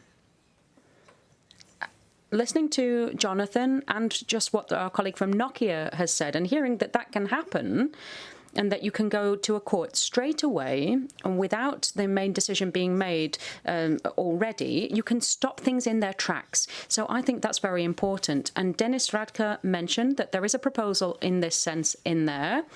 And my legal English isn't so good, so I can't find it immediately. But apparently there is injunctive relief that has been left in there. And then there's the issue of legal protection, but also we need to have competent jurisdiction as well. And we know that when it comes to practice, this is not being implemented properly. But this is a problem that also needs to be tackled at national level. We all know in our countries, we know how our parliaments make decisions, and we need to also talk to our parliaments and make sure that they make the competent courts responsible, and that it's not only a European affair that we're talking about here, because we're all responsible for this back home. Thank you. Thank you. The lady in the black and white blouse, please. Bonjour, Mireille Ribéry. Donc... Force ouvrière, Monsieur Ribéry. Mireille Ribéry from Force Ouvrière in France. I would like to focus on the fact that sanctions need to exist because we have a number of DWCs who don't really see the application of their rights. And also the importance of the presence of trade unions in these EWCs, not only to protect workers, the workers they represent, but also regarding training. In some companies, we have workers' reps who are, in fact, yellow trade unionists, and we're seeing a number of problems of significance. So the first point is the expertise of trade unions is essential in these EWCs. Thank you. And there was someone else, yes, right behind you, please. Good afternoon. I'm Domenico from the Adecco EWC and Italian trade union CGL. The first impression in this place that is the temple of the democracy in Europe, that all the European parliamentary groups are with us. European People Party, the Social and Democrats, the Green, the Left. So in this moment, I think that everything is done. So my question to you is that what will be the resistance that we can find during the way for the new directive? Because if you are the legislature, so for me, we have already the new directive. But we know that there are lobbies, there will be pressures. So what are your expectations about the flow of the approval of this new directive? Thank you very much. It's an excellent question. Thank you very much. The gentleman in the back in the green check shirt. Yes, please.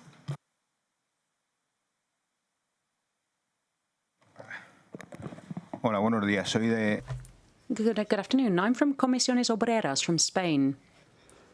I have two very brief questions. The first one is, if we're talking about EWCs, all of these legal issues dealt with, why aren't they governed by European courts rather than local courts?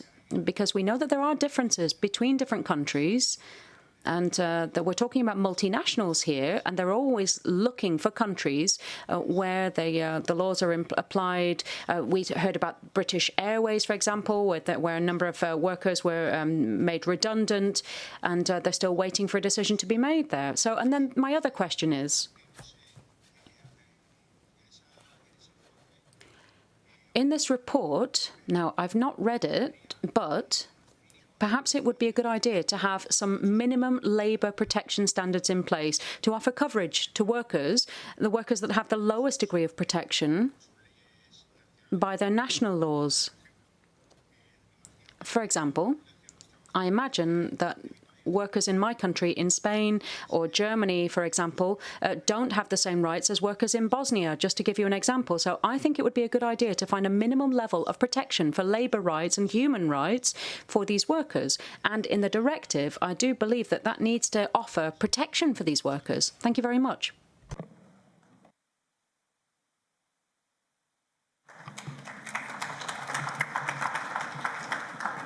Thank you very much for that and for those important insights and comments. In view of the time, I would propose that the MEPs on the panel integrate answers to the points that you've made. One of them was several times the role of trade unions and trade union experts, and of course the very interesting question about where do we go from here that Domenico raised. What are your expectations? It clearly is a rocky road ahead. How do we do it? So I would like to give the floor first to Munir Satouri for your sort of closing statement for today. If you could pick up on those points, that would be quite interesting.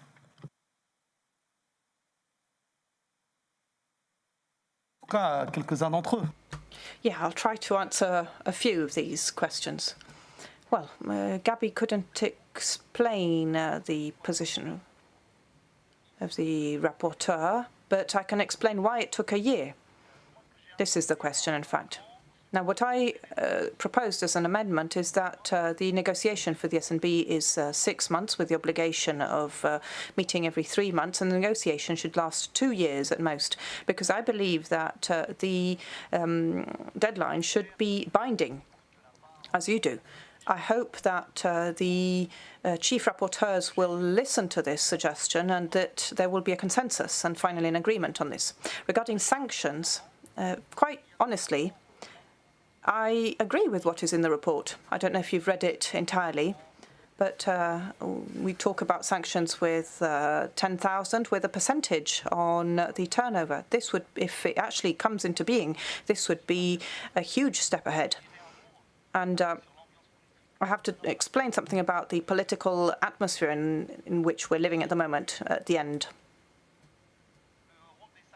Regarding the role of trade unions and how we can enhance their role, the amendment that I put forward is as such. Well, first of all, I don't know how we can impose the presence of trade unions if the EWC doesn't provide for it. Now, this obviously is a detail which is part of the company politics, but it's very difficult for, if the EWC doesn't request the presence of trade unions, is for them to be there.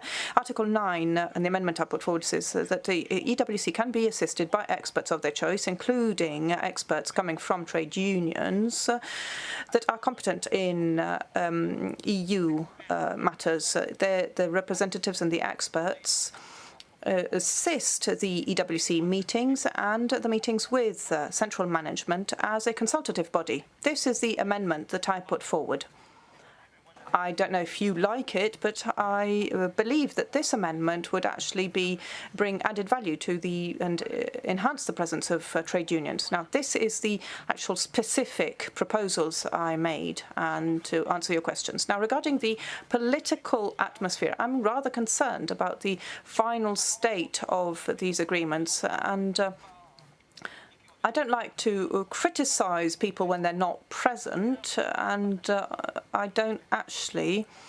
I would prefer all of the counterparts to be present at this table. Now, I'll try to explain where all of this comes from, what is the backdrop. And because I tend to be rather nice, or I try to be nice at least, I think that this is a question of ideology.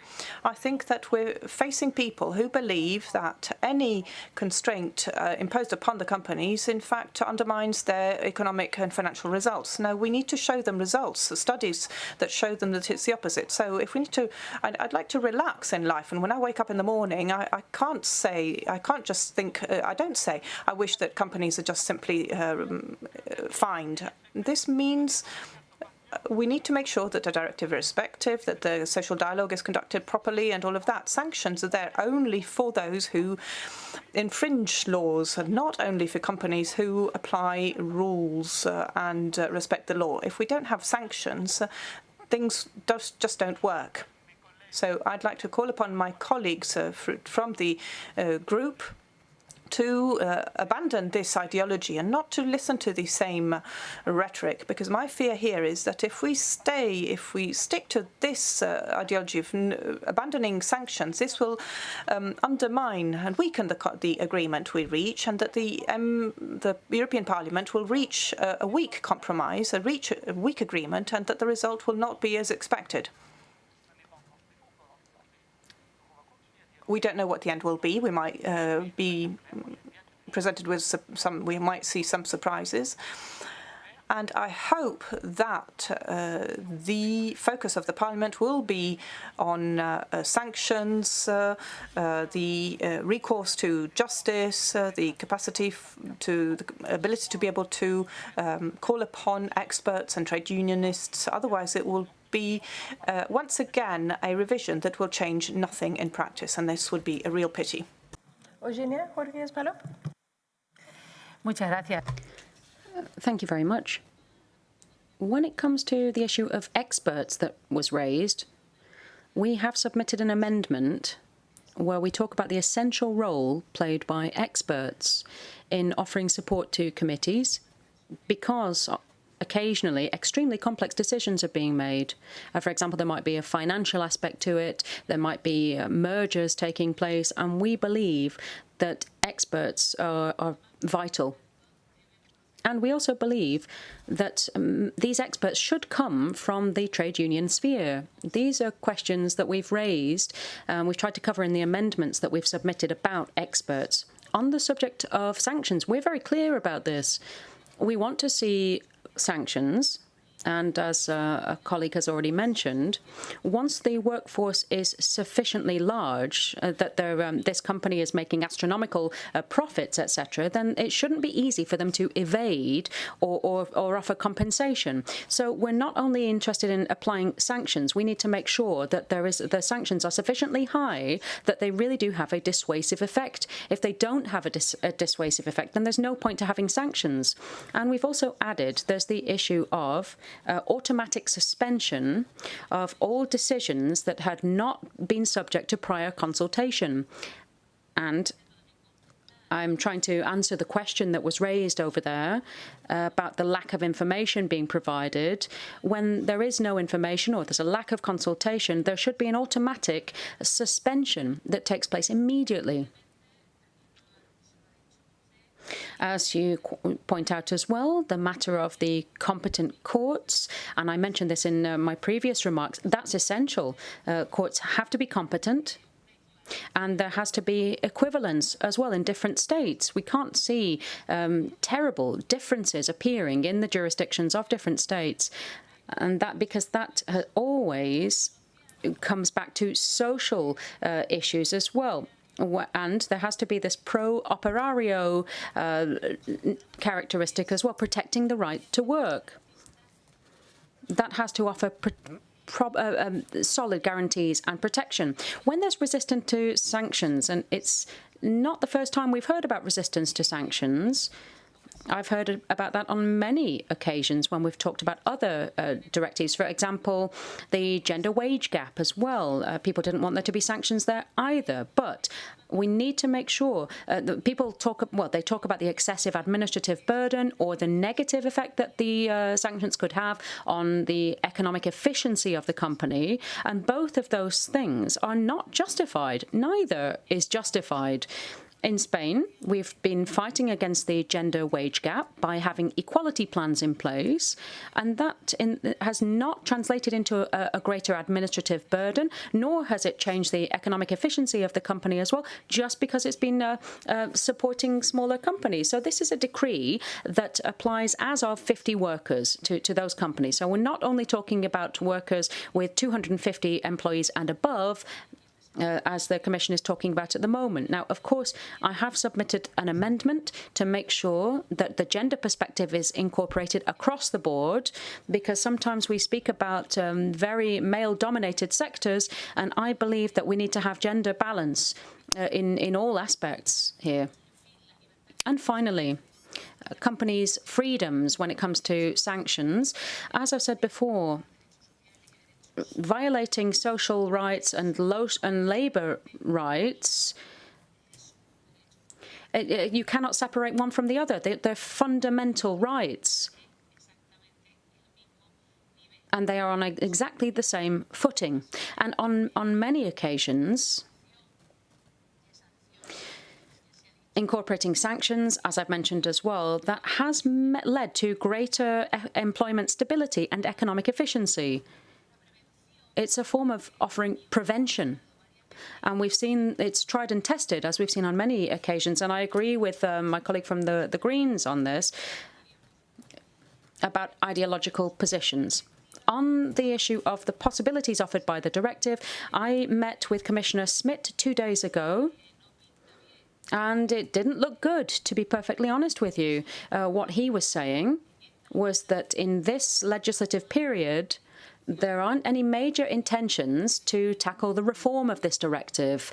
Rather, what they're going to come up with is a series of guidelines that help the member states to apply the directive in a uniform manner, and so on and so forth. So I think that what we need to do is to exert pressure to make sure that that's not the way it is. Or, in the very worst case scenario, everything has to be ready so that when the next commission that we have, the next legislative period, we really do proceed to the reform of this directive. But at the moment, and I'm trying to be very honest here,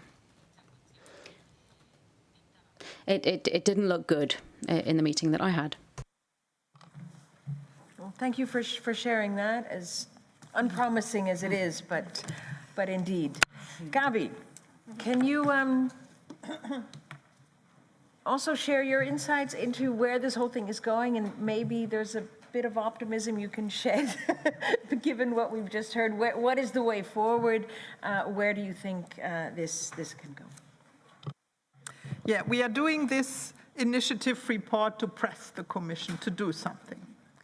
And I take my optimism from the experience. When I remember the last revision of the European Works Council Directive, it was only possible because there was a very courageous French presidency.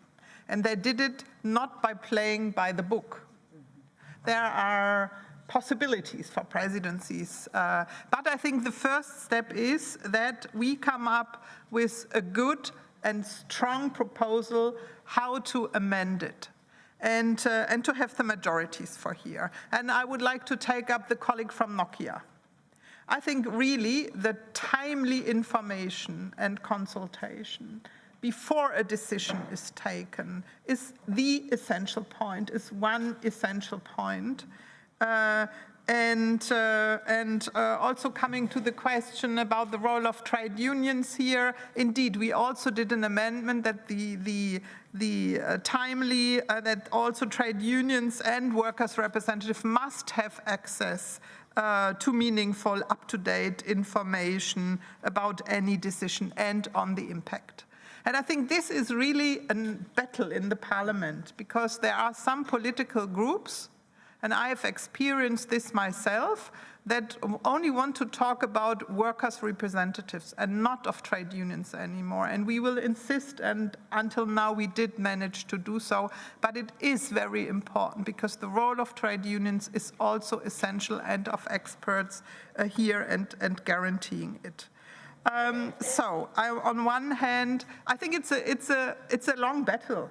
This is, I think, an important step in this battle. If we manage here to get this initiative report with clear and strong proposals, also proposals that are manageable, that find a lot of support here, and to increase the pressure on the Commission. But my experience is also that a lot of things changed. We only have this directive because of evolving problems. I'm just naming Renault here and others that can have an impact. Something happens. We have the proposals here to have a revision, how a targeted one on the key points. But the first step now we have to do. And the problem is, yes, we have people in the ample committee that are dedicated. They often have, like me or Dennis, a trade union background. But we have to have a vote in the plenary. And here, we can only do that with you all, and with a lot of pressure on your national members, because we have some parties, I can talk about my political group, where I can already say, and I'm also vice president of my group, that you will have, I would say, almost 100% support of the things we are talking about. But there are other groups where you have good, strong, oriented, ample colleagues, but to convince the other members of the political group is the key thing, and this needs to be done by trade unions, by you, by representatives on national level before we have such a vote in a plenary. So it is not only depends on us, but also on you all, on the ETUC, on the national trade unions.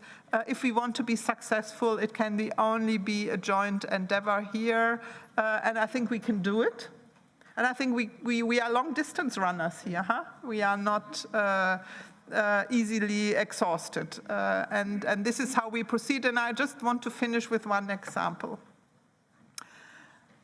When the Commission President wanted to be elected, no one was enthusiastic about her. She didn't run as a Spitzenkandidat, no one knew her program. But we did tell her, we will only vote for you, and we have some key criteria, and one is the minimum wage directive and strengthening collective bargaining.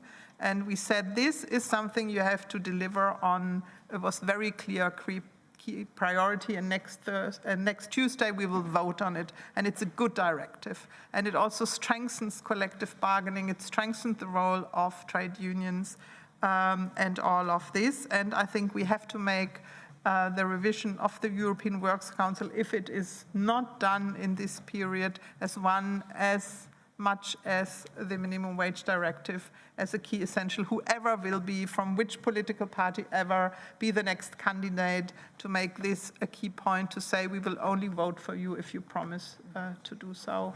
And to continue. But I think one experience I have made, also with political groups, Renew is not here, some members there, or some conservatives, I mean, at least the pro-European political parties in this House, it is sometimes the work you are doing is very abstract to them. They don't have a clue what European Works Councils do. So then the debate is only on a more ideological level. And it's so important to have you as practitioners being in this House. When I did my report with the ETUC, we did a hearing where work was presented and the members of parliament could raise questions so that they have an idea what it is about. It is not an ideological debate. It is about a key essential part of our European social model, democracy at work, to strengthen this. So sharing your experience here in this House and also in the member states is also something that is very important if we want to be successful in the end. Thank you. Thank you.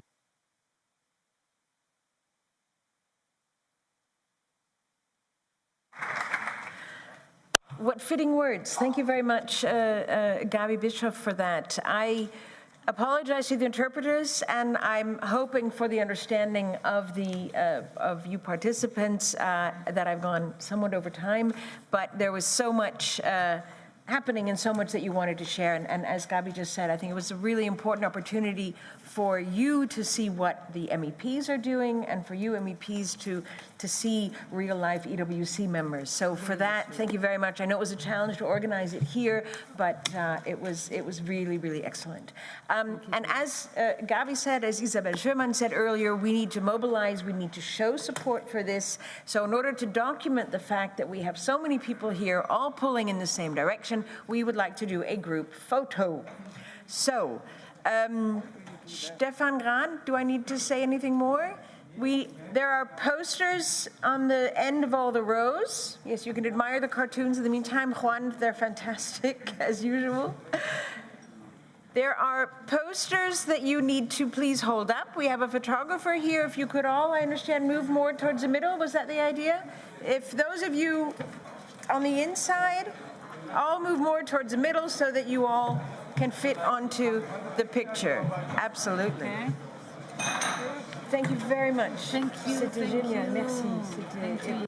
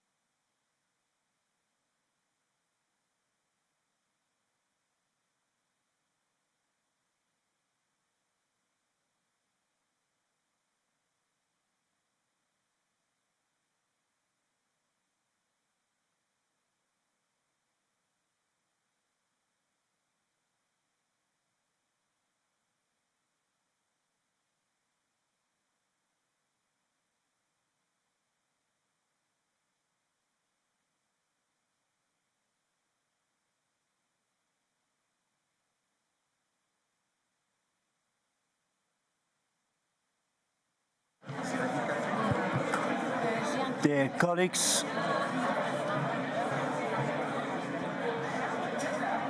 is it this one? Check, check.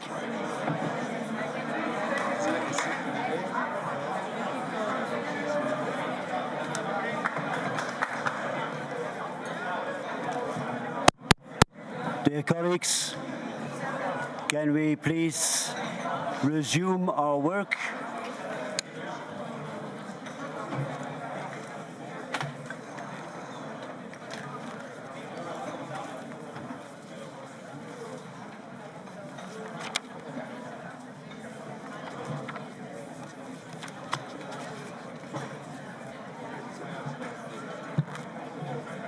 Okay, dear colleagues, welcome back to the second part of this first day of our EWC conference, and I hope that the coffee and the tea has given you the mental but also the physical energy to listen to this second debate. But first, before we start this debate and this panel, you might have noticed that we are even more numerous in the room, and that is because, as Isabel already indicated in her general introduction, that we are joined now by what we call, at least on the program, the McDo survivors, who are here in the front row amongst others. Give them a big applause.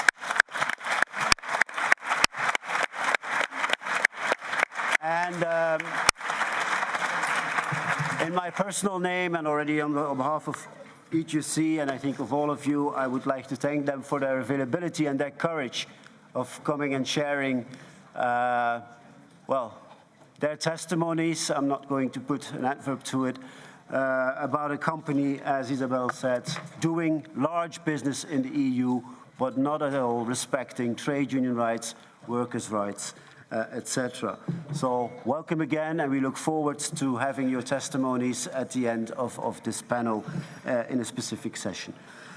Having said that, colleagues, for those who maybe were there already last year at the last EWC conference, you might recall that we had a large debate again in order to strengthen our demands for an EU legislative proposal on corporate sustainable due diligence.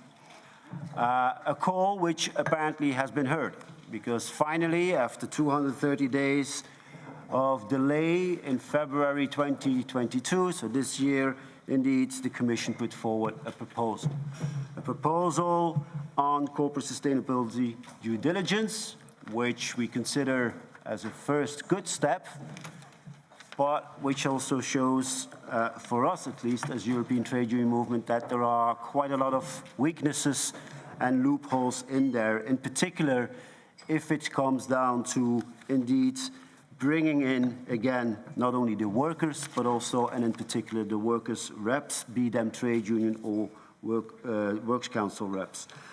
In that sense, today, given that next step, we will look at, in particular, that proposal and hear from particular stakeholders what their views are and what the next steps are or should be in order to indeed strengthen the role of workers, strengthen the workers' rights, but in particular the role of you as trade union and workers' reps.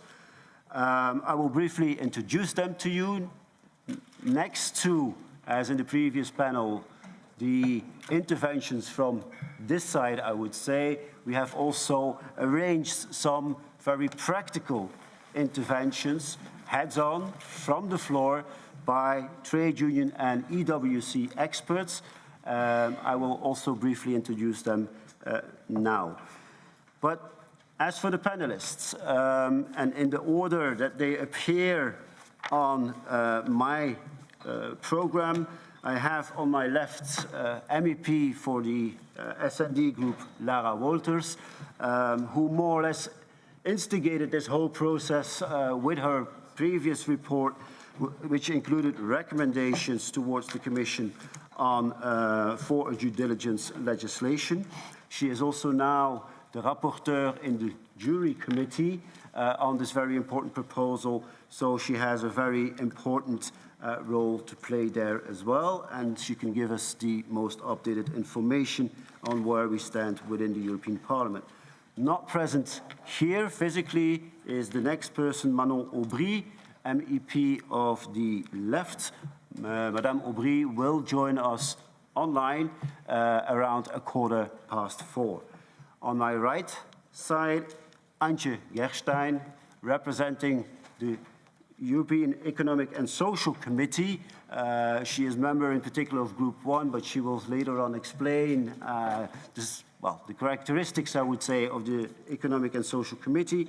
And we have invited her in particular because she has been the rapporteur of the opinion of the EESC on this particular proposal of law by the Commission. Last but not least, but you already know her, Isabel Schumann, on my left, ETUC Confederal Secretary. And then we have, as I said, 3 interventions to test the practical side with the legislative side, I would say, and to see what lessons we can and should learn from the practice. The first colleague I call upon is then Lisa Halme. Lisa, welcome. Lisa is, if my information is correct, liaison manager in the departmental unit collective bargaining at the Finnish trade union T-Pro. And she will share some experiences with us later on, in particular how a new piece of legislation, although in the area of artificial intelligence, data protection, etc., can serve as a model, I would say, to bring in and to give more opportunities and rights for trade union and workers' reps, not in that particular field, but also how it can serve as a model for bringing in a more effective way, trade union reps and workers' reps in the area of due diligence in general.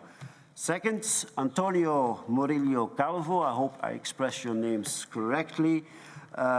He is the site supervisor of Luminous, but he's also the secretary of the Comité National de Dialogue, RSE, of the EDF group. Antonio, please raise your hands. Okay. Antonio was recommended by Industrial, by the way. Lisa was recommended by Uni, I think, towards us. And then last but not least, Carles Catala. Carles Catala, over there. Secretary for International Trade Union Actions, CSR and Sustainability of Comisiones Obreras in Spain, recommended to us by EFAT. So let's kick off. And I would like to give first the floor to Lara. Lara, indeed at last year's conference, the main priorities of the EP report, your report I would say, were then discussed. There was the call, strong call by many stakeholders, NGOs, trade unions, but also politicians for a new legislation. We got the proposal. What are, according to you, the main challenges, problems and weaknesses of this proposal? In particular, if we look at how to bring in more respect and recognition for workers, workers' rights, but also the role of trade unions and workers' reps. Thank you. You have 5 minutes. 5 minutes, yes, and I will try to stick to them because we've got loads of speakers and I would like to hear from others as well. And I see we have a room full of people, which is great because I can't remember since COVID a moment that I spoke to so many and with so many people at the same time in a live setting, so that's great. But to go to the topic here, which is responsible business, essentially. I was relieved, I was happy when I received the formal proposal from the European Commission on a law about responsible business. And the reason that I was relieved and that I was happy was that there was a time when it looked like the whole project might fail. And it looked like the lobbies of large companies and the commissioners from the more liberal side of the European Commissions were gaining ground and in pushing back and in saying, well, look, we have just had a COVID crisis. This is not the time to be making legislation that essentially would make life more difficult for big business. And in that time, I thought it's really now it's now or never, essentially. Either we get this legislation now, or we're looking at another few years of battling hard, organizing ourselves with the NGOs and with pressure groups. We really need to get this now. And so when we got the proposal, I thought, this is great. This is now finally going to make a difference. But once I got the chance to read the proposal that was on the table carefully, I got more and more worried. And in a nutshell, and that is my answer to the question of my analysis, is that it's been written with a very, I think, business-focused view. It's been written from the idea not of how can we really make sure that workers are respected, human rights are respected, the environment is not destroyed. I think it's been written from the background of how can we make something here that is feasible for businesses? How can we write something here that is practical, that is manageable, that is pragmatic? And as much as I think that we need to make something that is feasible, I'm not in the business of writing legislation that are dream castles or of pies in the sky. But I do think that what we need to start with is the objective here, and the objective is actually making a difference. And that is making a difference for workers in factories elsewhere, that is making a difference for ecosystems, making a difference for human rights defenders, making a difference by ensuring that corruption and good governance, that corruption is ruled out and good governance becomes the norm. And I don't think that that has been done in this proposal, and that is my big worry. And as far as I'm concerned, big businesses have rights and they have duties. And their rights are making money, their rights are turning a profit.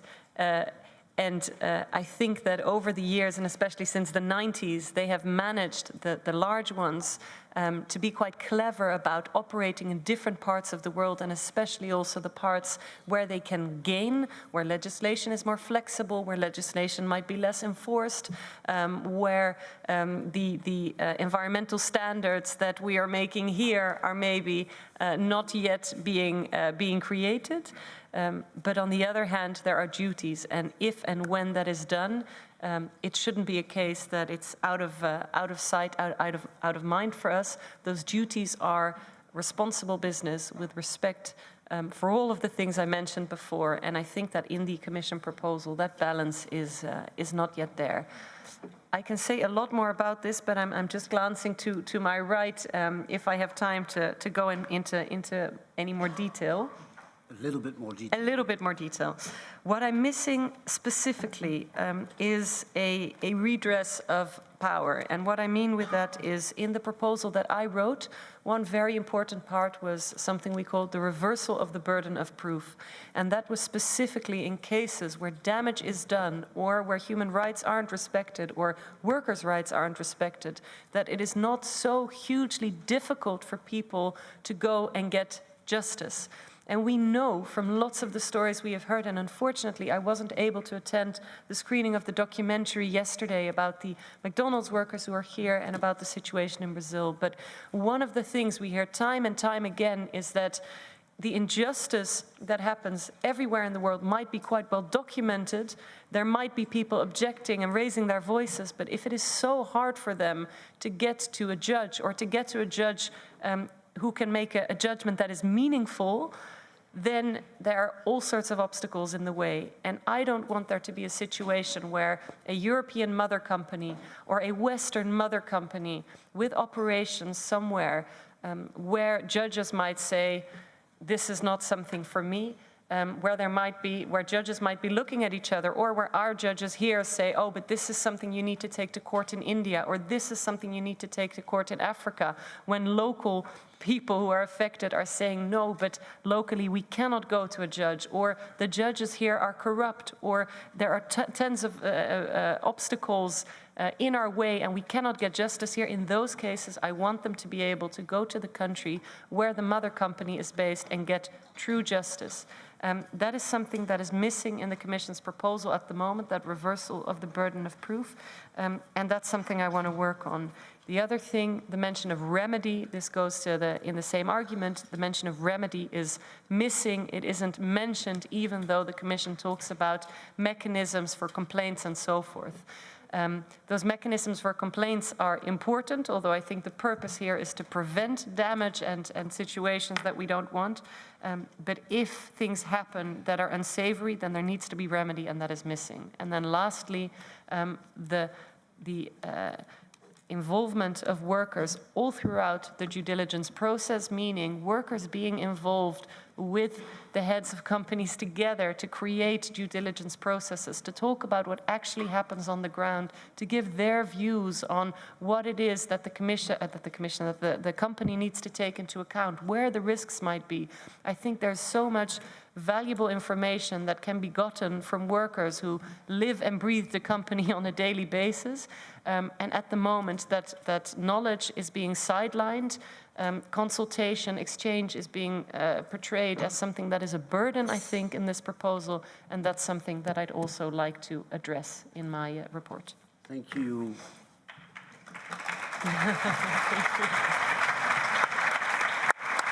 Thank you, Lara. I think this not only fits in well for this panel, of course, but also goes further along the lines of what we debated in the first panel in relation to access to justice for EWCs, etc. I immediately pass on the word to you, Antje, for what, from your perspective, and in particular the larger perspective of the EEAC, are the weaknesses and the problems and the challenges that we are facing with this particular proposal of law put forward by the Commission. Please, Antje. Well, thank you very much, and thank you for inviting me here. I understand that I should maybe say 2 or 3 sentences what the EEAC is at all. It is an institution which has its legitimation in the treaties. It's an advisory body, so we have the 3 institutions that are doing legislation, where Lara is representing the Parliament, and we have 2 bodies, which is the Committee of the Regions and the European Economic and Social Committee, that are advisory bodies. So the EEAC is actually commenting on every piece of legislation that's coming out from the Commission. And the particular thing to know is that the EEAC is organized in 3 groups. There's group 1, which is the employers group, where I am from, so I have a little feeling of minority here today. And there's a group 2, which is the workers group, and there's group 3, which is mainly civil society organization, welfare organizations, and some others. So, and the big challenge, of course, in the EEAC is always to find a compromise, because no opinion leaves the House that is not somehow based on a spirit of compromise and trying to achieve consensus.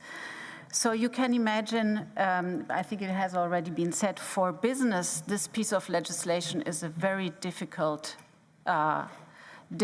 proposal, but maybe for other reasons that you might expect. And I hope when I explain to you the main messages we identified as common messages from the EEAC, might understand more.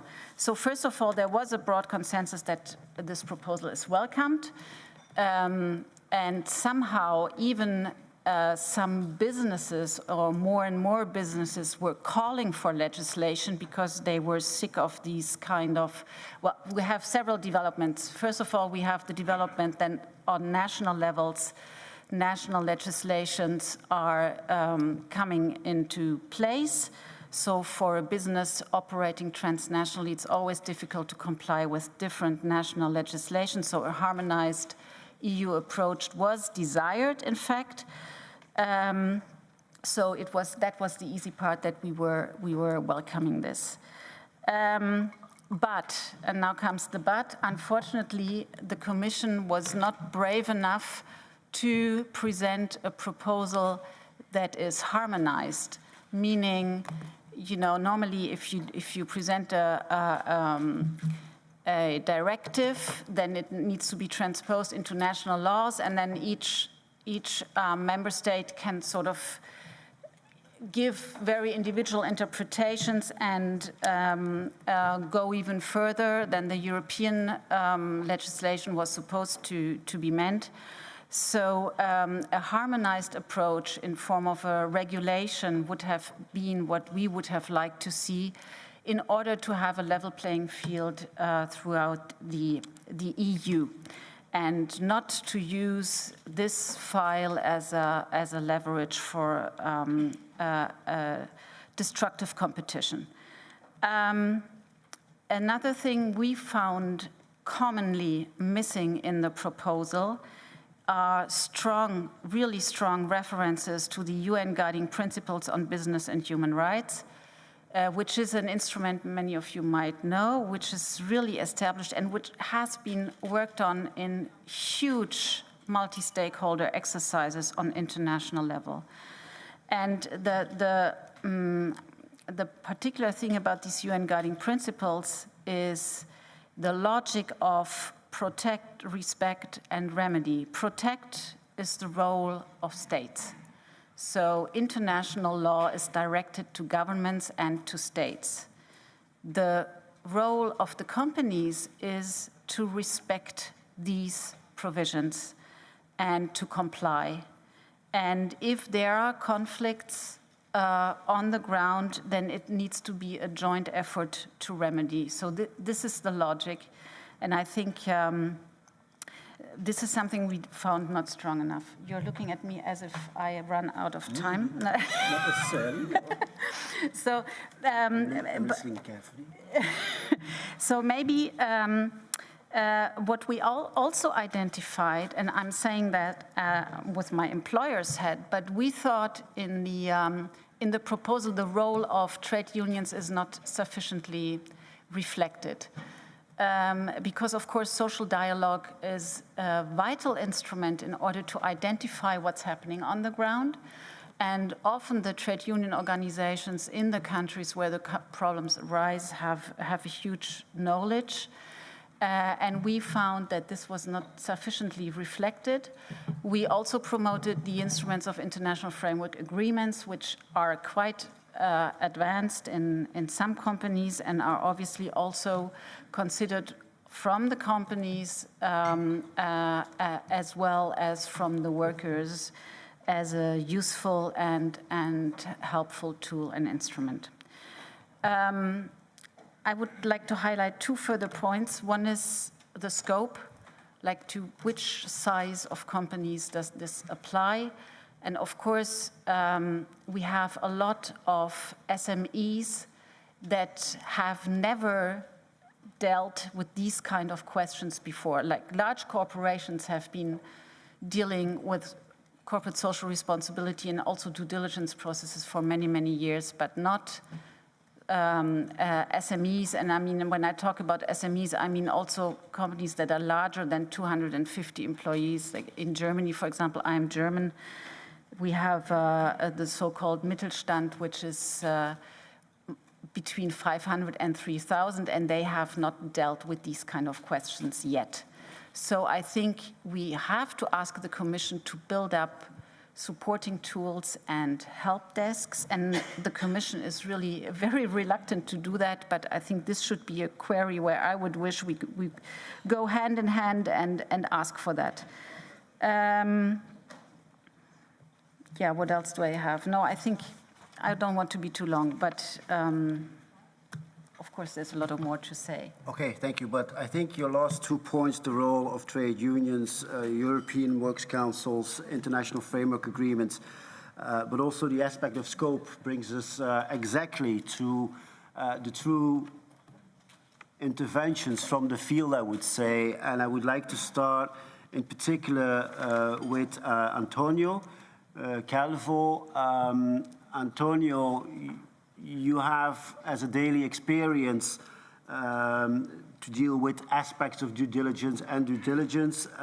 It is quite clear. Can you explain to us how you basically shape due diligence processes and policies, and what kind of problems as trade unions you are witnessing there within. In particular, if we talk about going through and throughout the supply chain and as from the second tier. So that brings us also to the scope aspect, how far and to which companies does this or should this apply? Antonio, you have the floor.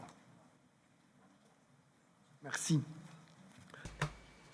Thank you. Well, I just would like to make a precision here. I work with Luminous, who are part of the EDF group, and I'm part of the secretariat of the Corporate Social Responsibility Group. Now, the document that I'm going to read has been co-written by a number of people. The management at EDF has included a number of details which are specific to us. So in this document, you have the views of the management of EDF and the trade union views. So I think that the majority of people here will clearly understand, will clearly see which is which. Just a little bit of history.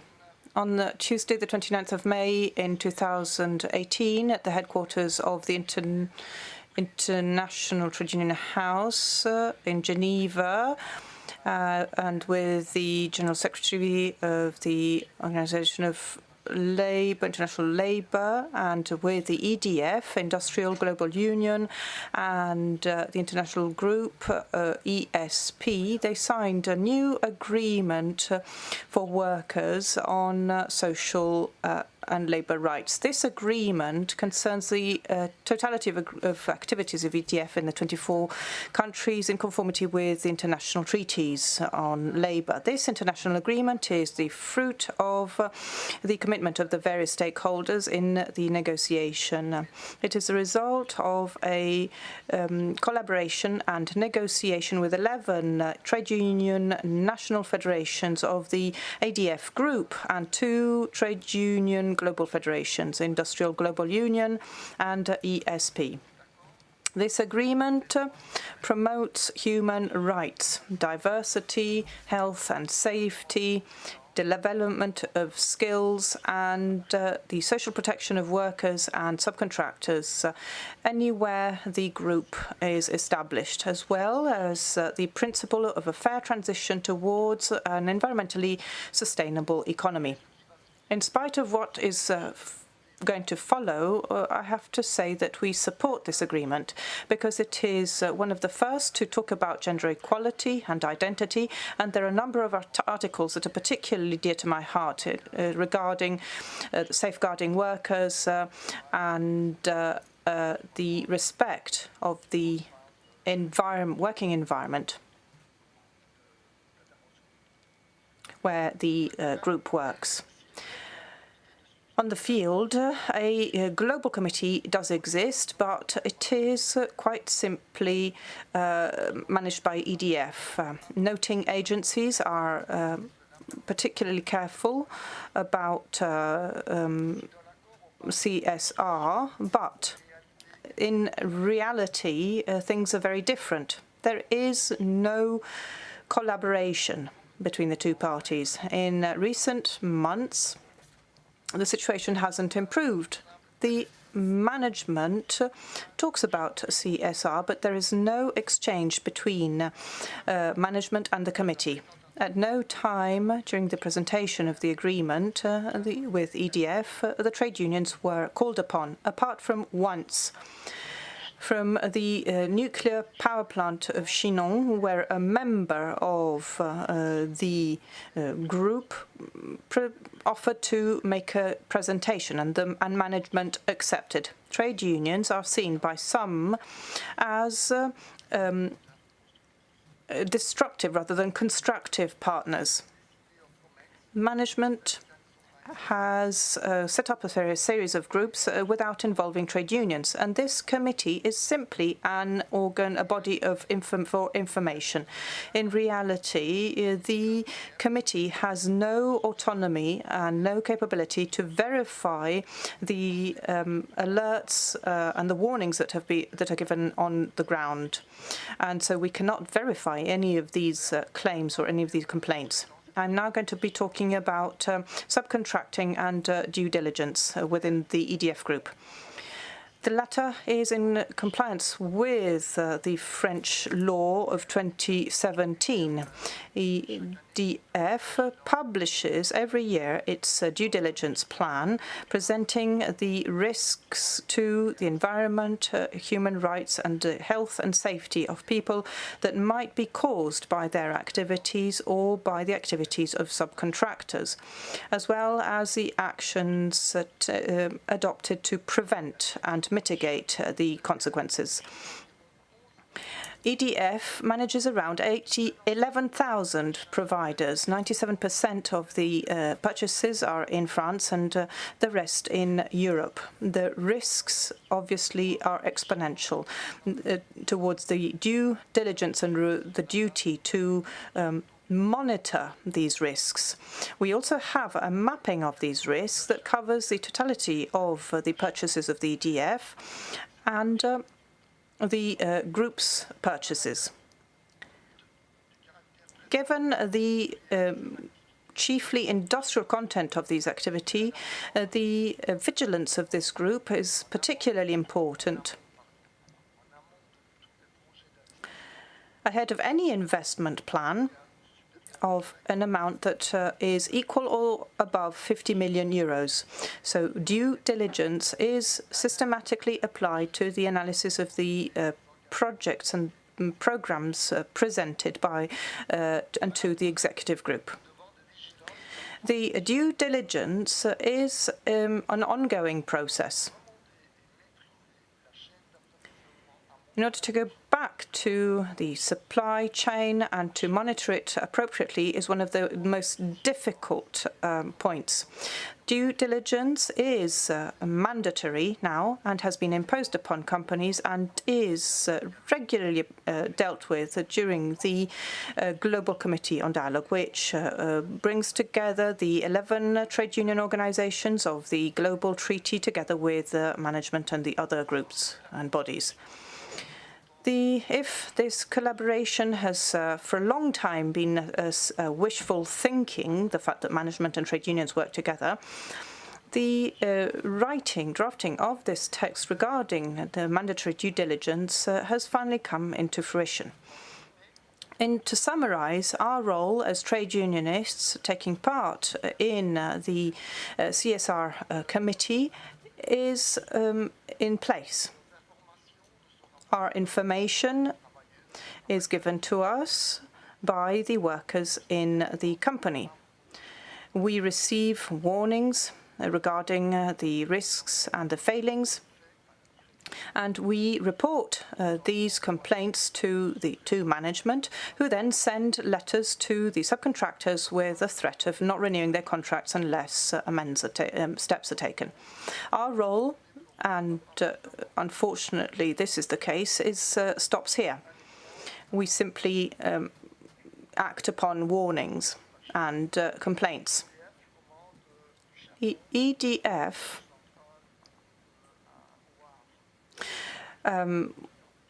owns a centre, a plant in Wavre, which is about to be closed.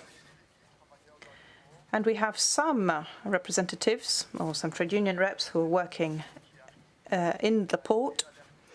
And they were alerted because a seafarer lost an arm when a ship reached the shore. He was then sent back to the Philippines without any medical help. He nonetheless contacted the Federation of Workers in order to complain about and to denounce this incident, this accident rather. The majority of these workers, the seafarers, are from the Philippines, and they have been employed by a local company. And the armour is Greek. The ship is managed by a company that is based in Cyprus. We have here 4 levels of subcontracting. Who will pay the costs of the medical provisions and medical services to this seafarer? Well, the only thing that we managed to obtain so far is that every time this ship reaches the shores in Europe is checked. Thank you.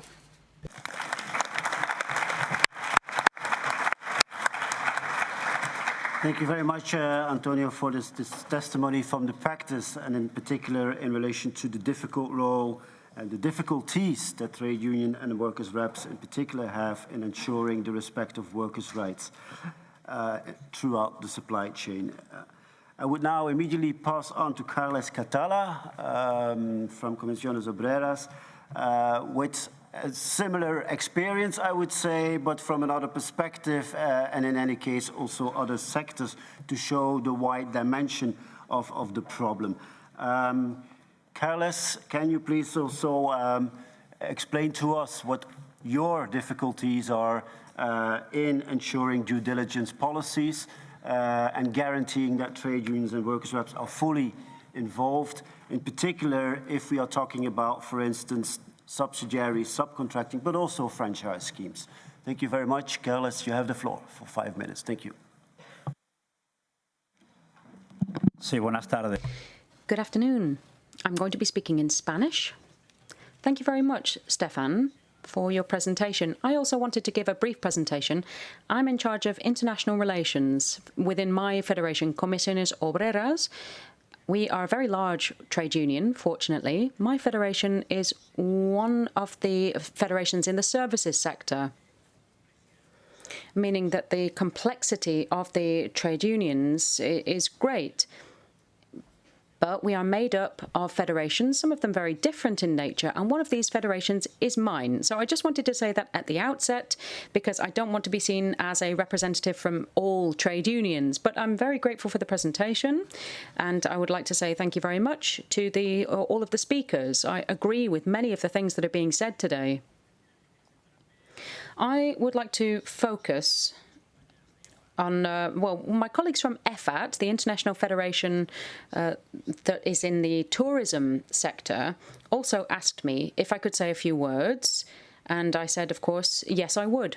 Because one of the most precarious sectors that we're most concerned about is precisely that, everything that has to do with tourism, restaurants, hotels, fast food, as we've seen, unfortunately, recently, with recent developments. These are some of the most precarious sectors that we have in our country, and they're represented within our federation.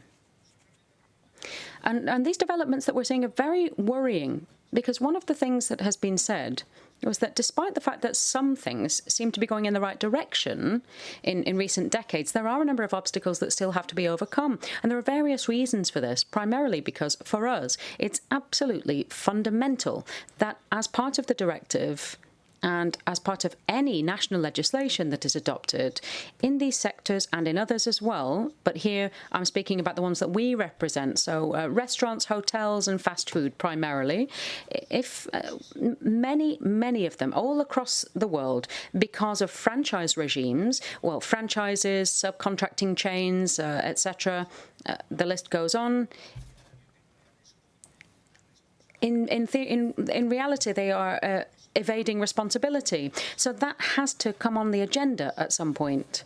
And not only within multinational companies in Europe acting on European soil and outside of it as well, but we're also talking about multinationals outside of Europe that are active in Europe and in other countries. For example, McDonald's. That is not a strictly European multinational. It's all across the world. And they tend to use franchise regimes wherever they are. And curiously, the worst situations when it comes to workers' reality is, there's low wages, lack of collective agreements, or company-level collective agreements that are below the requirements of sector agreements.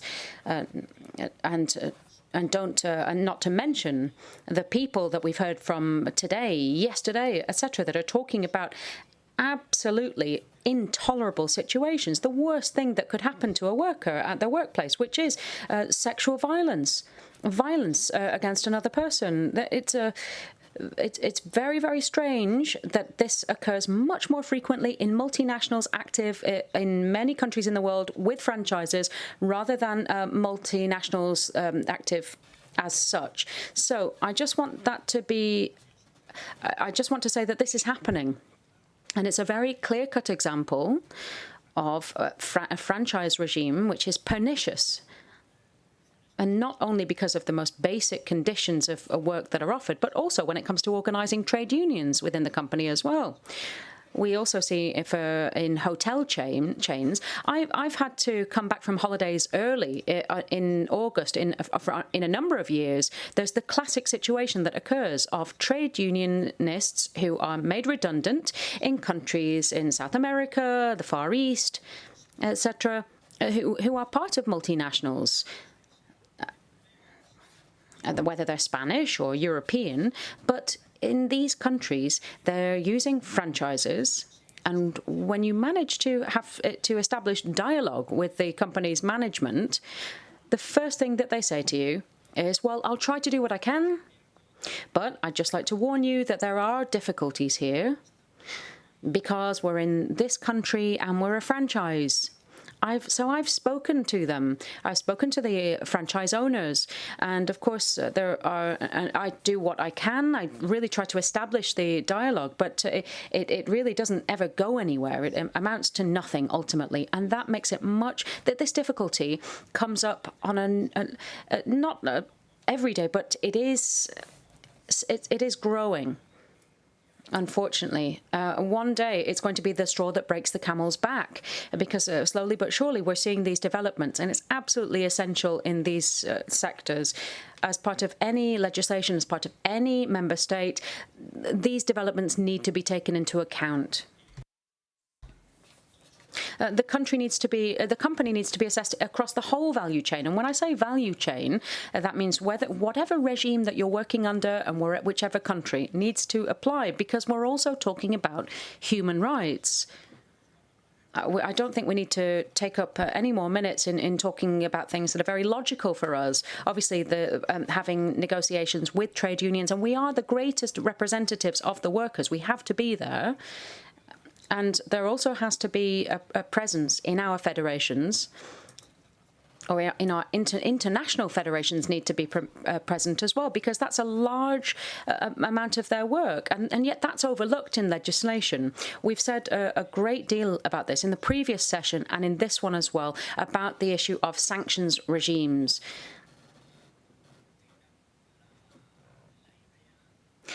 Companies have the idea that if there's a certain penalty that they receive for certain activities, however flagrant they are against human rights, but if there is a minimum fine imposed, then they'll simply pay it and then carry on business as usual.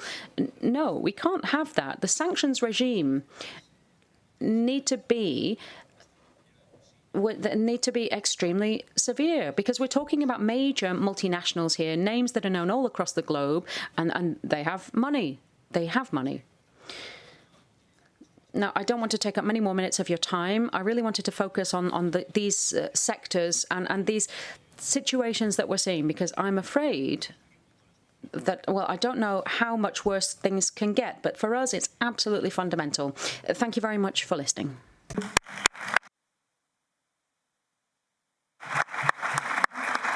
Thank you, Carles, and also Antonio. I think this clearly shows the fact that if you have read or had the possibility to read the proposal, that there are clearly difficulties in practice that need to be solved by this proposal for a directive. The question is only if you look at certain of the elements within that proposal, i.e. the scope in relation to sectors, the size of companies, etc., but also the links between companies, the definitions which are in this proposal on business relationships, established business relationships. There is a lot of work to be done. towards that proposal in order to be able to accommodate and remedy situation that we heard. And in that sense, I would like to give the floor first to Lara and afterwards to Antje for first reaction to this very particular problems that we heard and what this implies in revising and or modifying, strengthening what we have currently in the proposal. Thank you. And with that, I immediately apologize also that at 5:30 I will need to leave to go and pick up my son. I would have liked to stay longer and listen more, but this is unfortunately the situation today. But I've already heard a lot of valuable input, and I'm going to have a look at my notes. I scribbled down a lot. First of all, I think that the stories that we've heard, it's clear to us that there are certain sectors that are hugely problematic. And I think that the restaurant and hotel sector, fast food, etc., they are hugely problematic, not only from a responsible business point of view, due diligence point of view, but because I think already there are such problems with people on flexible contracts, people who are already living in such uncertainty and in positions where already they don't have a lot of power often in talking to their management, talking to their direct boss, etc. And I think that this sort of compilation of injustices is very problematic, and hopefully here we can make at least a little bit of a difference. And I think that for franchises specifically, that means that we have to try our hardest to make sure that this applies to franchises. One of the things that we've said in the European legislation is our market, our rules, and that means that even for businesses coming from outside the EU operating here, that we have rules in place. It also means the other way around, that if we have European companies with value chains outside to other continents, of course, that we should be able to also say, even when things are far away, no, the European mothership has responsibility, and not just responsibility, but proactive responsibility to take an interest. But for franchises, that also means, I think, we have to look carefully at these tricks that are being used, these loopholes. And of course, the one that immediately comes to mind is the one of, well, if we just cut our business up into lots of small businesses, then we never reach the thresholds of the amounts of workers that you need for this legislation to apply to you. So I think it's important that we make sure that we're not blinded by those tricks, and that all of those franchises, all of those workers are added up to see the true company behind the smaller companies or the franchises, and make sure the legislation applies. I heard the first speaker talk about no collaboration between management and workers, even when there's a right through works councils or other structures on CSR. I also heard him say that monitoring is often problematic. Now, the one piece of good news is that as much as I think sanctions will be complicated, as much as I'm sure in the European Parliament a lot of people will say, yes, but we have to be very careful. I think what is not so complicated is the sanctions that are linked to the simple process of doing due diligence. If we say, as a company, you have to do A, B, and C, you have to make sure that you have a process in place, that workers are involved in writing down what we're going to do, that workers are involved in identifying the risks, that workers are involved in then monitoring whether that process is being carried out. Those things are relatively simple to link to sanctions, because that is the duty that we're writing about. And so when those things are not done, then there should be consequences. And I say that that is relatively simple because what will not be simple is when damage is being done very far away to the environment, to human rights, then it already becomes more complicated, because then, of course, companies will say, yes, but that wasn't under my influence, that was very far away, I didn't know about that. That is going to be a complicated discussion. What should not be complicated is the process we talk about, what do you actually have to do as a company. If you don't follow the steps that we're going to prescribe, then there should be consequences. And I hope that that can at least make a difference in the points the first speaker mentioned about collaboration and monitoring. Sanctions, I've talked about a little bit. What I think we need is we need fines, but we also need liability, i.e. being able to take a company to court. This is something that companies lie awake about at night, especially when you then talk about the personal responsibility of directors. I have never had so much interest in this legislation as when we started talking about the personal responsibility of directors. All of a sudden, everyone wanted to talk to me about this because there was a lot of fear. And I think that that fear can be useful to us. I think we need to define very clearly what it is we expect from directors, and we need to link that to a regime of liability to make sure that boardrooms actually take a proactive interest in what is happening. I've mentioned the proactive duty to take an interest. It might sound like a big term, but I really think that that's what we need to get to.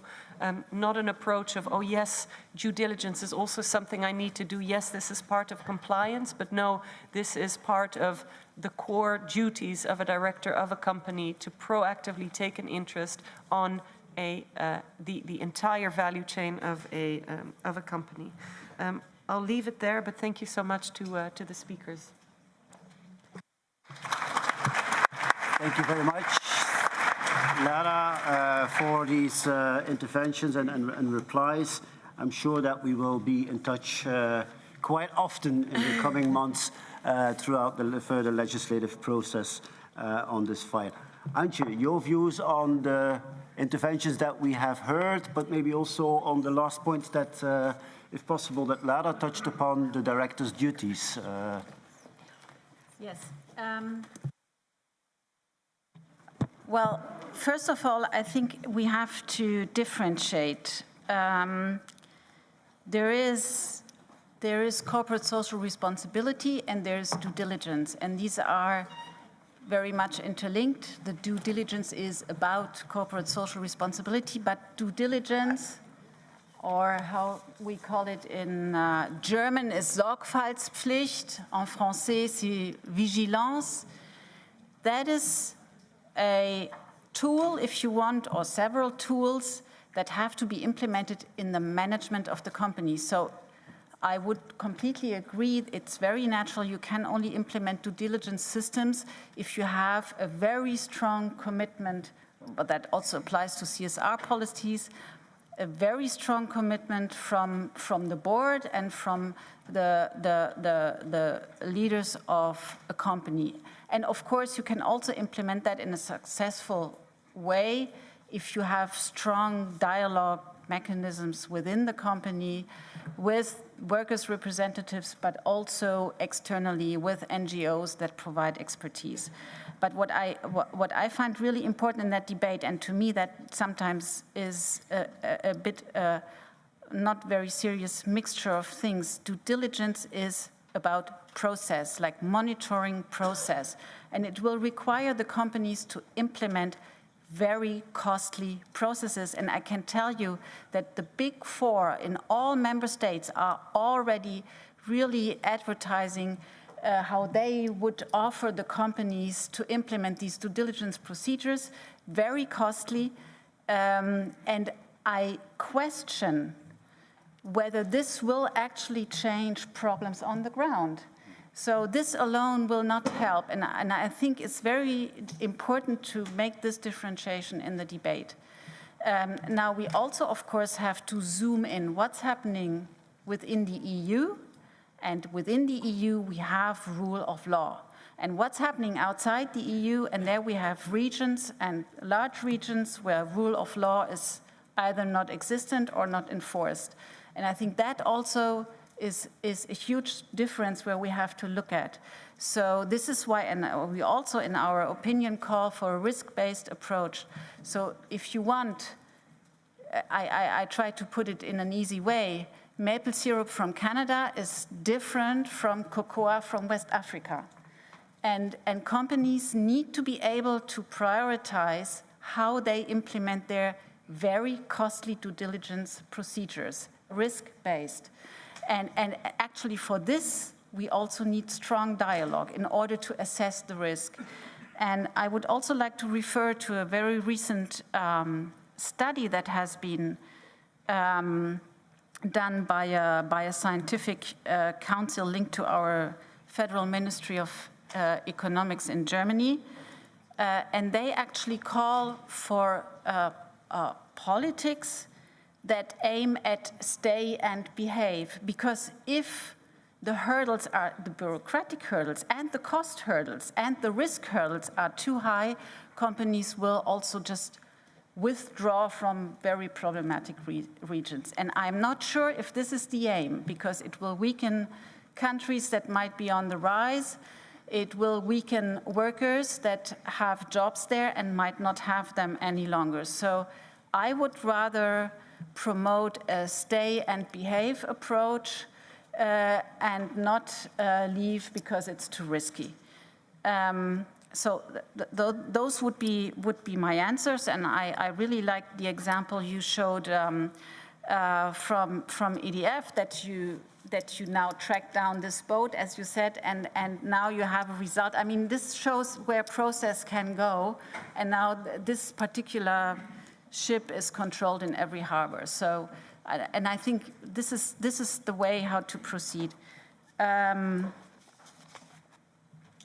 Now, civil liability is, of course, a very touchy issue, because the concept behind, and this is why we also refer very strongly on the UN guiding principles,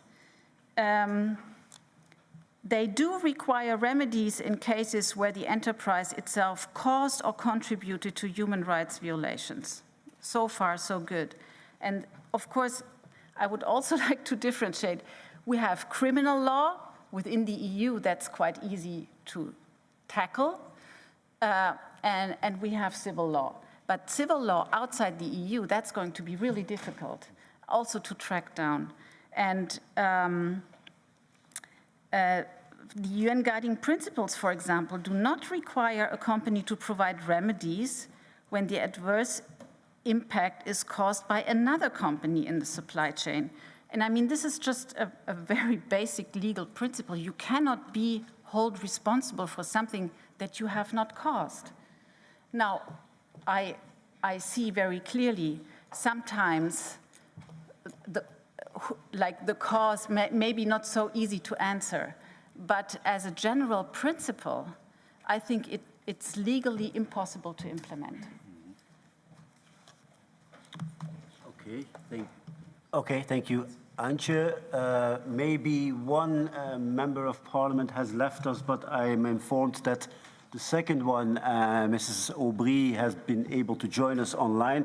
But maybe before going to Mrs. Aubry and then also Isabel, I would like to invite Lisa to share with us the experiences that they had with the particular piece of legislation in the area of IE and data processing. And to what extent that was an eye-opener and a new possibility for trade union and workers' reps, and to what can we learn from that and take with us in view of a better and stronger role for trade unions and workers' reps in relation to due diligences. Lisa, you have the floor also for 5 minutes. Yes, thank you.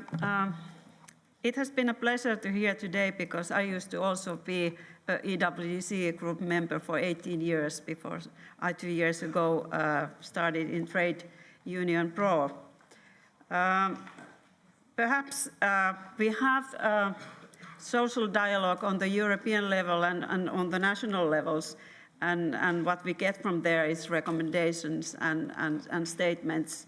They are in that sense not binding when we come to the company level.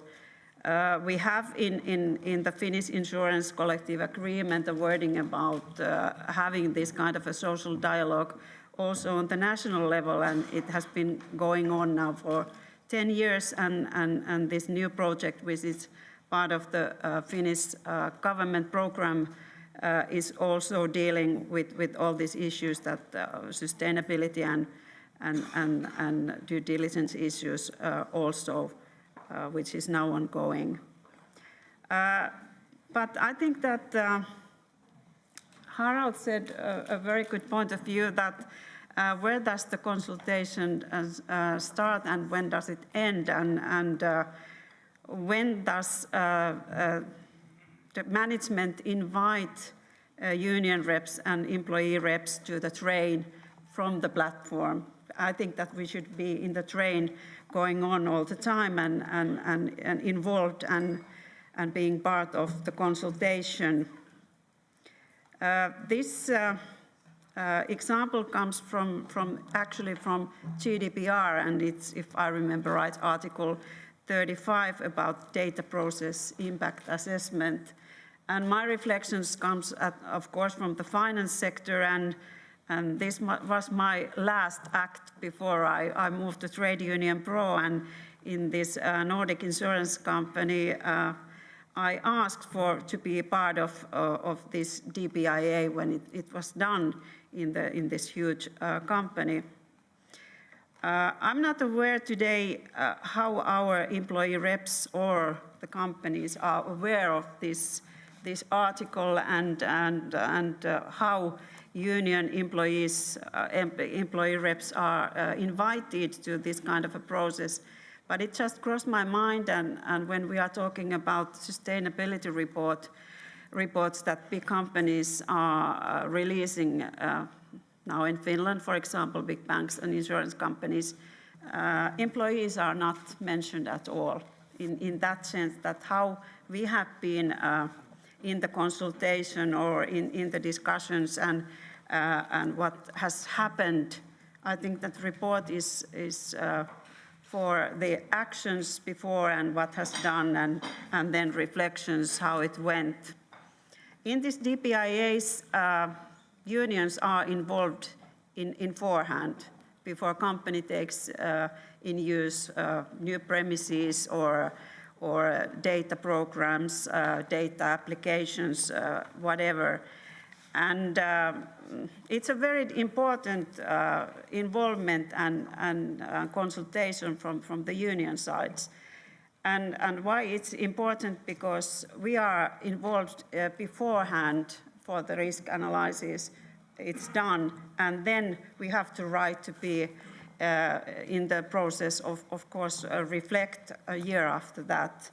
And I think that when we are talking about sustainability reporting and whatever companies are reporting in these due diligence areas, so we could use this kind of a process in that too, so that there are clear wordings about how the employee reps are involved and where, when, and in the end too, and then it's kind of a crystal clear for all parties how we are involved.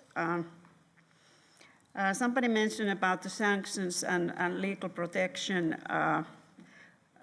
If we talk about EWCs, at least those I know, the companies are very reluctant to make that kind of changes in the agreements which really improve the employees' rights. And my experience is that when you start discuss about or negotiate about sanctions, then it's kind of a total quietness.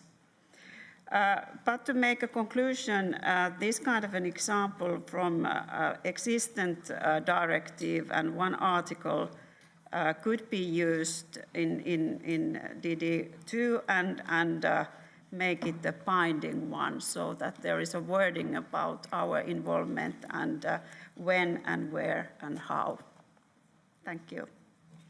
Thank you, Lisa. I think we can only share your conclusion and your intervention. Having said that, I would like to pass the floor to Mrs. Aubry Manon, who is with us online. Yeah, there she is. I can see her here in front of me. Manon, I'm not sure to what extent you were already able to follow the previous interventions by the different panelists and members of the EWC or from the trade union experts.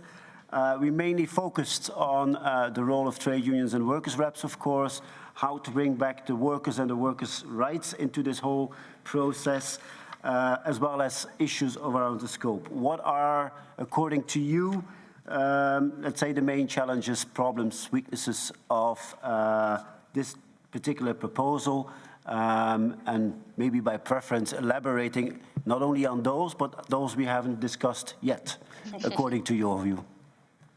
Hi, thanks very much for giving me the floor. Hopefully you hear me well. I hope it's not too bad because I had issue with the connection because I'm actually in the French National Assembly as we speak. And I wanted to thank obviously ETUC for the invitation. It's obviously an honor to be speaking in front of what I can see a full room of European Works Council member and workers. Obviously, and I will very much agree with what Lara said in particular, because we've been working very closely so far with Lara on the file. And if I were to put it short, it's clear that the Commission's proposal is very disappointed. It's as if they have completely forgotten that they are important stakeholders, and the main stakeholders of a company is its workers, and it's very annoying and very surprising, to be honest, that the Commission's proposal merely ask companies to consult workers. It's true for workers, trade unions, but also civil society, NGOs, etc. And it's almost completely absent from the proposal. I mean, of course, trade unions are given the right to lodge internal complaints, but that's not enough. The whole concept of due diligence is a whole process that starts from identifying, preventing the risk up to address those risks and reparation. And for that whole process, workers and unions are completely absent, although, I mean, of course, I don't have to convince here how legitimate you are and how legitimate workers are needed to actually participate in the decision-making process. And of course, how much they are also on the spot when it comes to violations. We can talk obviously about the World Cup in Qatar. We can talk also. I know there are McDonald's friends. We're here, and the McDonald's workers have testified how best positioned they are as well to identify risk and design also measures of prevention, mitigation, and reparation. So that's why we've been trying to create a united front to reposition workers at the core of the due diligence process. To that extent, I'm happy you might have heard that we've managed to settle the distribution of competencies among committees, and the committee ample that is usually quite a bit more progressive when it comes to workers' rights will hopefully, help get us a more progressive position on this. Especially that if you get back to the initial proposal and report that we've been writing in the Parliament, our own initiative, obviously there was much more space to workers. Additionally to this, of course, the fact that the scope of the due diligence proposal is very narrow, with a very limited number of companies that in practice involves only 0.2% of European companies. And if you add, and I know Lara has also talked about it, about the limited and restricted value chain coverage. To me, at this stage, together with the workers' involvement, it's one of the main issues. If we keep and stick to this contractual clause and contractual approach, there's no due diligence anymore, because it will literally, limit the responsibility of companies on Tier 1. And we know that's the number one thing that companies have been trying to push into the directive.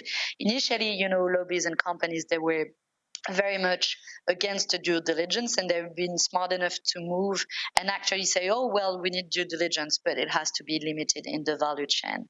So I think the whole debate about the contractual approach is very key. And the last thing I would mention, I know it's been dealt before, and Lara has mentioned also the question of the reversal of the burden of the proof. I'm speaking here from France, and that's typically the thing that we lost in the negotiation of the French legislation. And the legislation has been adopted back in 2017 in France. There's been only few cases that have been brought to court. And the main reason it's because there's no reversal burden of the proof. So it shouldn't be up to the victims to actually, bring proofs to justice, especially when they are on the other side of the world. Of course, no one can think that a migrant worker in Qatar or a Uyghur a person being exploited in China will actually be able to bring a case to Europe and to European court. We need that reversal burden of the proof to make sure victims can access justice. And then the issue that comes with it that is very key will be the issue of sanction. The sanction need to be dissuasive. We've been able to invent very strict sanctions when it comes to trade. There are specific, we all know them, specific trade courts. The sanctions can go up to 10% of the turnover. If we've been able to do it for trade, we should be able to do it for human rights. I think human rights, workers' rights, environment should be at least as important as trade. And that's why the issue of the sanction is not a small question, because if the sanctions are too limited, then the whole due diligence process will not be efficient because it will not be dissuasive for companies. So that's in short a few things that I wanted to add. But the good news is that we're not starting from scratch. We're starting from experiences in several countries like France that I mentioned, and we're starting from a good progressive report that's been written all together with very good cooperation among shadows rapporteur when we worked with Lara a year and a half ago to adopt the report that was widely adopted. So I'm confident. Of course, the Commission's proposal is very disappointed, but that's also where all together we can make a difference if there's a big push from workers, from civil society, from NGOs, that we can reach a much better result. And I'm not going to be any longer, and I thank you again.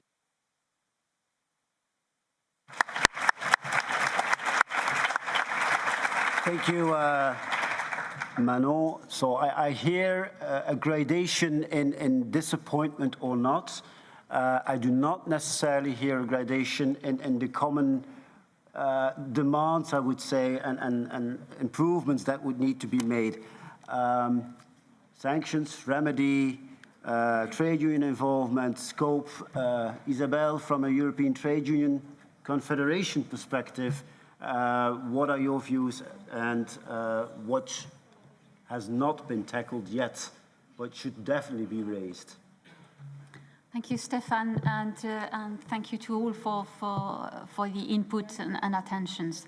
You know that we have a limited time today because we want to give the floor to the survivors of McDonald's, so I will be very short, and I will use the time tomorrow morning when we sit together and further work together to be a bit more explicit on what we mean. I would like just to put three things on the table. We speak about a duty. It's a Sorgfaltspflicht auf Deutsch.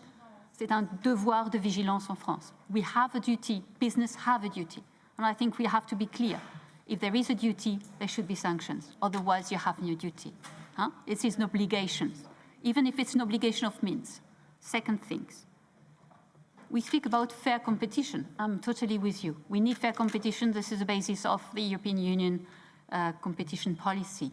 So why should we have a SME cap? Why should SME have a different treatment?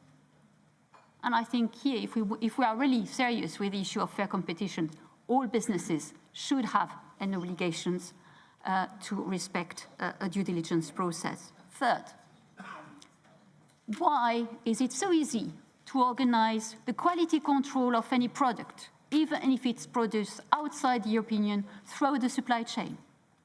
And why should that be so difficult to make sure that this product is produced on a basis which is decent work and fair working conditions and human rights respect? So tell me, why is there so many differences between the quality control of a product and the way this product is produced by human beings, by workers? And I think those three elements is what we need to have a reply to, a positive reply from the whole process, democratic process, at the European level, in terms of a directive that makes the difference in terms of changing the way business act out there and not use the supply chain, not use the subcontracting model as the model to externalize labor costs and make profit on the back of workers. I will stop here and I will hand over to Enrico because I think this is most important.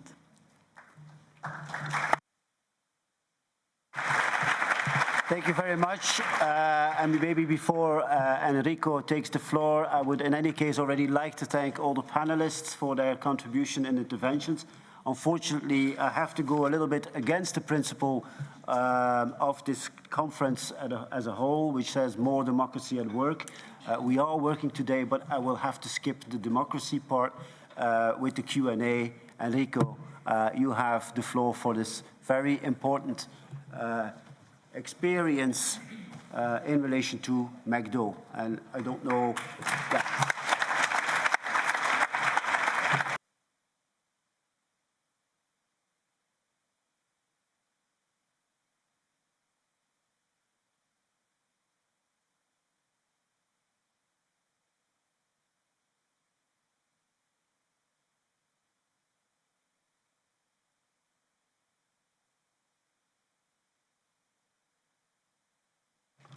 Okay, so thank you very much, Stefan. Thank you very much, Isabel.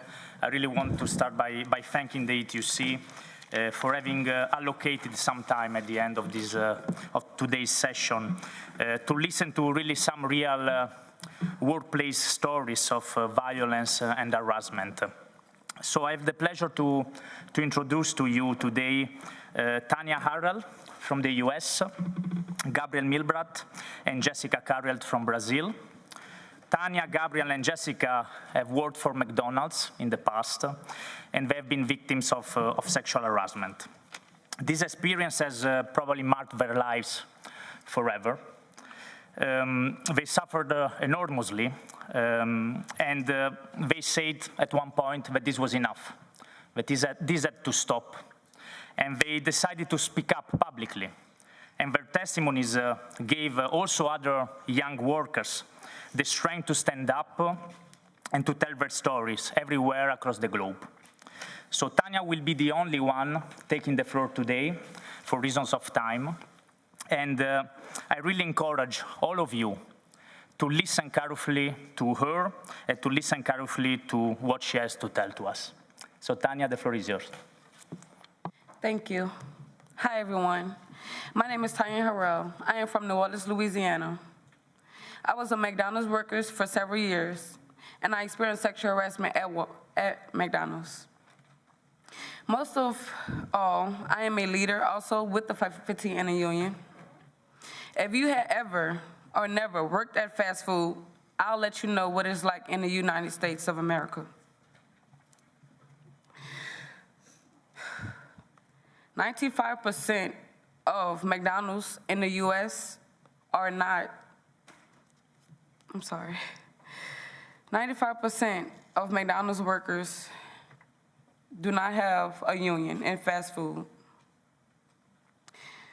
Fast food workers get paid poverty wages, which is $7.25 an hour. We don't have health care within the workplace. We do not get paid for sick days. It's either you have to go to work sick or miss a paycheck. We do not have guaranteed scheduling, so we are never known when we're going to make the right amount of money or have the right amount of hours. Fast food restaurants are not safe places to work. McDonald's give us no gloves, no masks during the COVID-19 pandemic. And fast food workers go through racial discrimination, sexual harassment, and homophobia, especially at McDonald's. All of these are reasons why we are organizing and speaking up today. The first time I ever went on strike was in 2015. I helped organize my coworkers walk out of stores. We're demanding that we get $15 an hour and a union. I want you to understand, I was fighting for a union ever before I even experienced sexual harassment at McDonald's. After the harassment happened to me, it left me feeling helpless and alone, and I was very afraid. Since workers like me do not have a union at McDonald's or any protection, McDonald's tries to keep us quiet. But I am here today because I don't want to keep quiet anymore. I am a person, I am a woman, and I matter. I come across to Brussels to stand with brave survivors like Jessica and Gabrielle from Brazil. We testified to the parliament yesterday, and they shared their stories of what they went through and how they stood up against McDonald's. They're amazing leaders. We don't speak the same language, but I feel like we're friends for life. Because we're fighting for the same things, and we are proof that sexual harassment isn't just a problem at one McDonald's, but it is a worldwide, global problem. McDonald's workers needs a union, a strong union. This is the only way to solve sexual harassment. Workers must have a voice, and we're here to say that we have a voice. We're here representing all fast food workers all around the world who are going through terrible working conditions and are organizing and fighting back. And we're going to keep going on and keep fighting for fast food workers so fast food jobs can become good and safe union jobs where we have dignity and respect. So my question for you all today, will you fight with us? Thank you.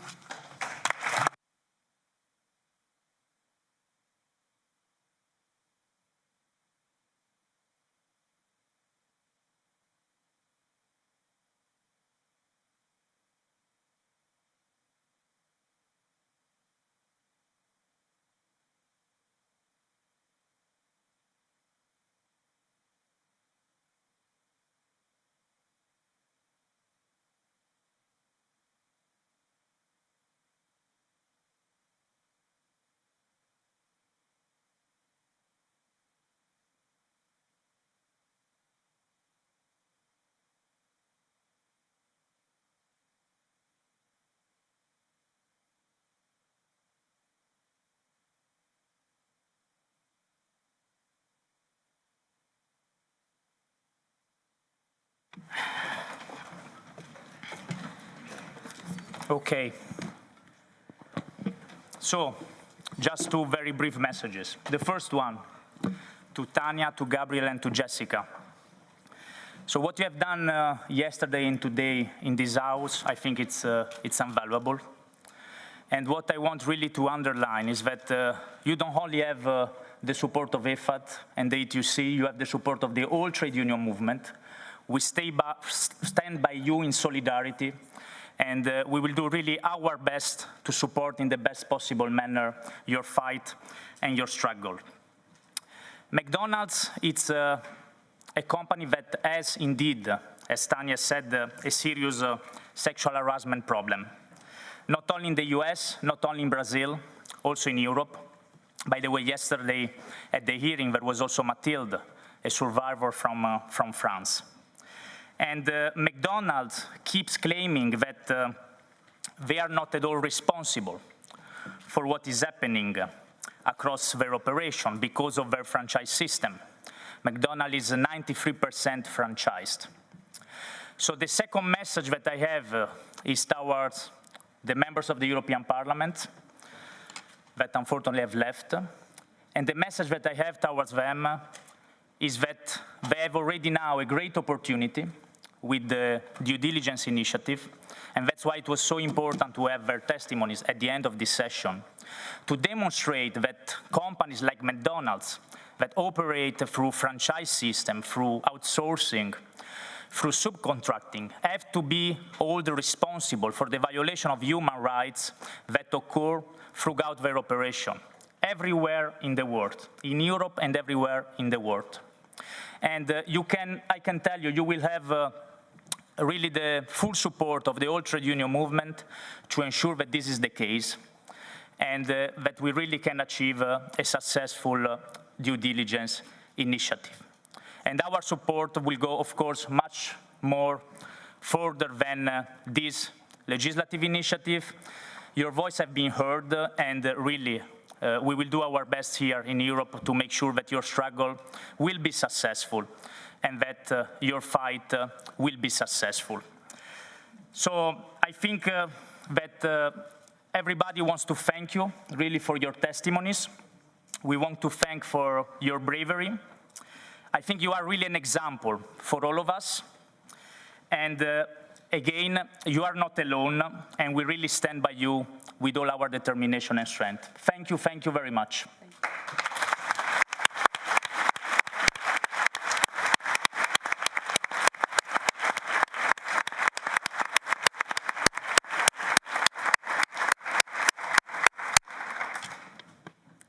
Thank you very much, Enrico. And of course, to close the loop, you understand why it is so important for European Works Council to have these informations and to be consulted exactly to stop such procedures inside and outside the European Union, and inside and outside, I would say, the business headquarters up to the supply chain. So it is very important that we strengthen your rights today, and that also that we get a human rights due diligence that make the difference. We would like to support our colleagues from McDonald's here, and it would be very important also for them to have these pictures with your support. So we would like to invite you again to have a picture with the colleagues here so that they can go home and show how strong they have been and successful they have been in Europe and at the European Parliament to get the support of trade unions when they go back home to mobilize further at home. So I would like to invite you for that picture now, as we've been doing at the coffee break. And we are also organizing a picture outside. We are lucky it's not raining, so we should use also these occasions. Thank you so much. And we are meeting again tomorrow morning for a very interesting morning sessions tomorrow. Not here, of course.